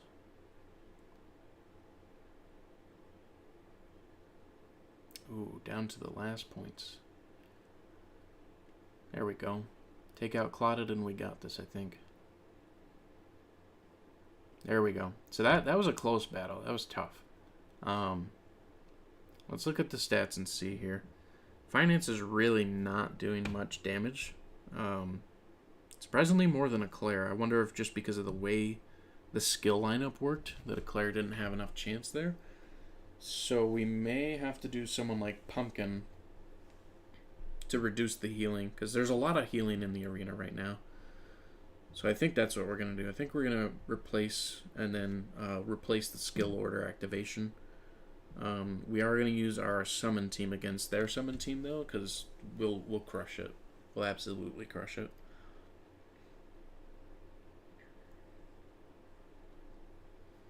Actually, I apologize to B if B sees this, because I talked to B in the server that I'm in, and I'm almost certain that this is the same player. So I do apologize ahead of time if this is that same B. But yeah, our Ascended Summoner team just completely wiped the floor against yours. So my apologies. And you can see Oyster doing huge damage in this team. Alright, new lineup. Let's go back to the team setup that we had. I still think it should be able to do good with Pumpkin Pie. I think Pumpkin Pie doing that healing reduction is going to help, and having that extra body on the field. All going to be pretty essential. So Clotta being the one that's protected, because that's what Financer will protect first, is Clotted Cream. And we're running with the Insignia to heal our team soon, which it's about to do. Oh, we're actually doing much better this time compared to what we did with the Claire. That Monocle coming in last second doing a great job. Yeah, it's still a tight battle. Not perfect, but that worked out really good. Pumpkin Pie's healing reduction really gave us a high chance there. Good damage, too, overall. And we reduced their healing. Financer did some pretty decent healing herself. So, yeah, that worked. That definitely worked. This is a hidden summoner team, I'm almost sure of it. So, we're using our summoner team on this time. Yeah, kind of a pseudo-summoner team, like halfsies. But there's no reason we shouldn't be able to crush this one out, even with Clotted and Wildberry. because they don't have a Claire. If they had a Claire, it'd be a much more dangerous lineup against our team. And we did lose Cotton for our healing, but we should be able to get through right here. Even if our guys die, our minions should be able to finish out the job. Yeah. Yeah, tight. Summoner team can be a tight fight sometimes when it comes to certain teams, but we did still do it. So, let's see. How's our metal shop looking? 140, we need 350. All right, we're almost there. Just got to push through a few more teams. And then we will max star ascend a Financer cookie. And my personal recommendation, there are, I'm sure, other ways to get the legendary essence to max ascend people, but it's in the skill countdown. The skill of Financer has healing for Financer. But in the metal shop, I think I'm gonna be probably maybe like half divided on legendary essence, half divided on radiant shards. Because I was full on buying radiant shards, but I might spare some time and some resources to get the legendary essence as well.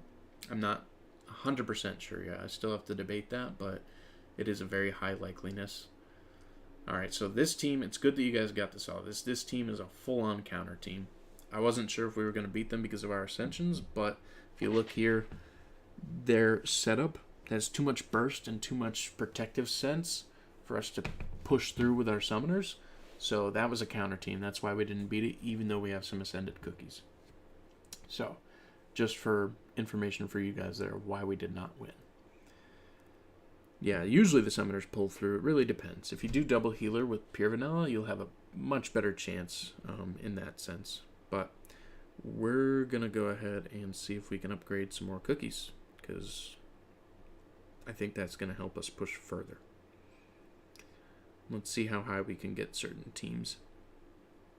So we're ascending Crunchy Chip. We do not have enough to ascend him again. Let's exit PvP real quick to see the full list of cookies. Yep, we have the material almost for Financer. So we're ascending Affogato. So Affogado's stronger now. We're ascending Caramel Arrow.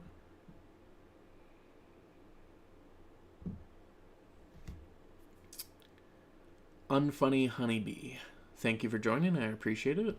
We've had a long stream. We've had a lot of information we've covered. We're still going to try and keep covering more information, though. So we will see what we can acquire and what we can accomplish. I really want to max ascend T-Knight, though, just to have some crazy T-Knight teams. But in due time. In due time. Alright, so we got Sorbet ascended further. We're going to ascend Cherry Blossom. Why not? We gotta watch our material, though, because that can quickly dissipate. As you can see, it's expensive to ascend certain cookies. Still worth it in my mind, but it's expensive. We do have mileage if we need to go get more soul essence, though. This will definitely put a very equal playing field back to PvP and some other modes, just because, as you can see, it takes quite a lot of material and resources to ascend some of these cookies. So I'm trying to choose cookies that I know I'll be using in specific teams. And I do, of course, want to try other cookies too, but those are the ones I'm focusing on first. Ooh, we can ascend Madeline again. Thank you. I will choose yes. Alright, we can do crepe, we can do rye, chili pepper. I think black raisin's a good option too. T-Night Max is going to be a nightmare. It probably will be. Probably will. I'm very much looking forward to it. So what's your guys' opinion so far? What's your favorite stuff so far? Do you like the Magic Candies the most? Do you like the Magic Lab?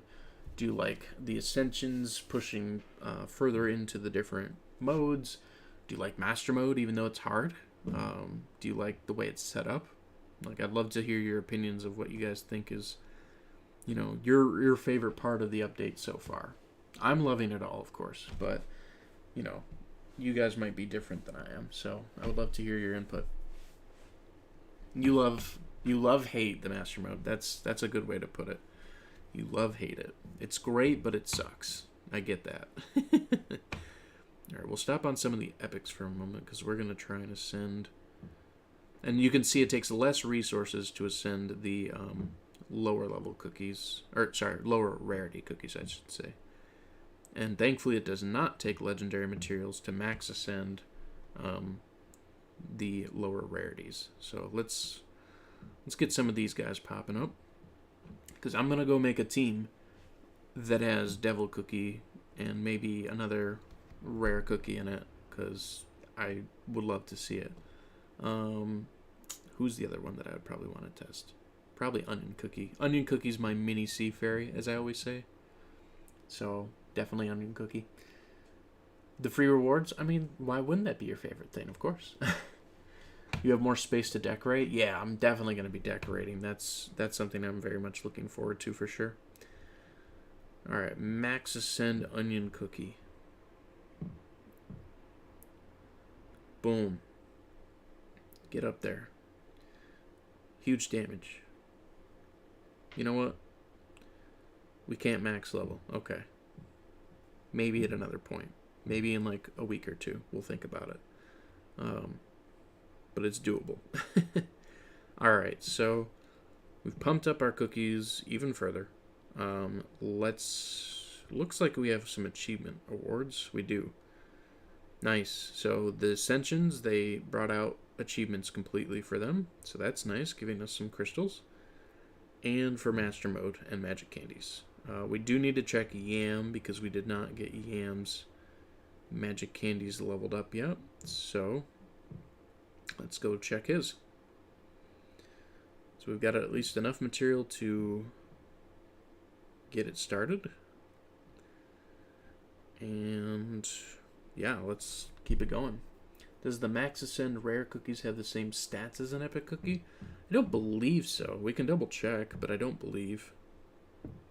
We can definitely go double check. We'll look at Devil Cookie to find out. All right, so we got him going.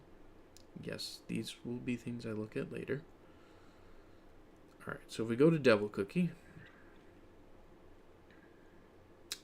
which is right there, okay.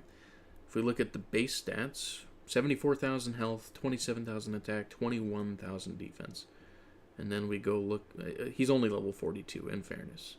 So if we look at a level 52, so higher attack and defense, but a little lower health than Fig at about a little lower level. So yeah, it looks like it's definitely making a difference, for sure.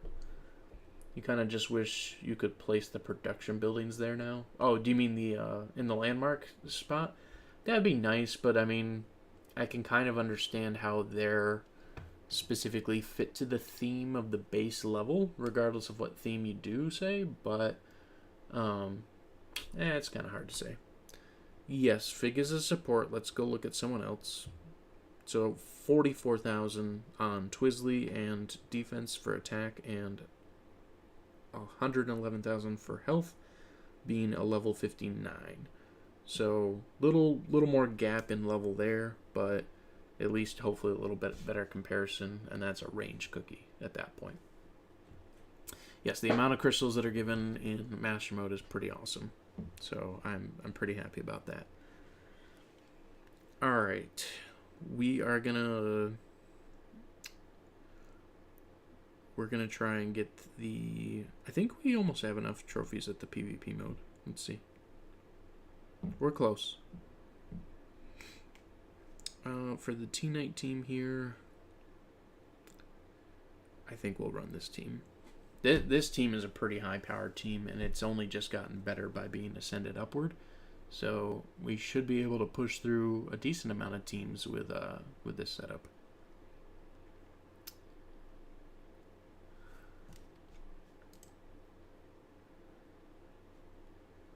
Okay.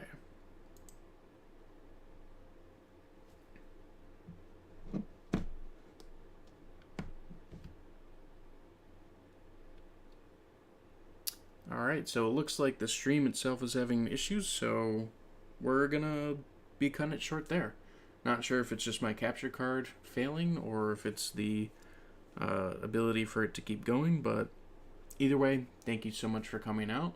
I will make videos on the rest of the material to kind of cover it in more depth, but either way, the stream seems to be broken at the moment, so we're going to go ahead and probably cut it here. Probably because we've gone over 3 hours, so that might be why. But regardless, thank you so much for coming out. I really appreciate it, and look forward to videos on explanations of more features and everything as we continue to go through. Thanks again for coming out. I really appreciate it.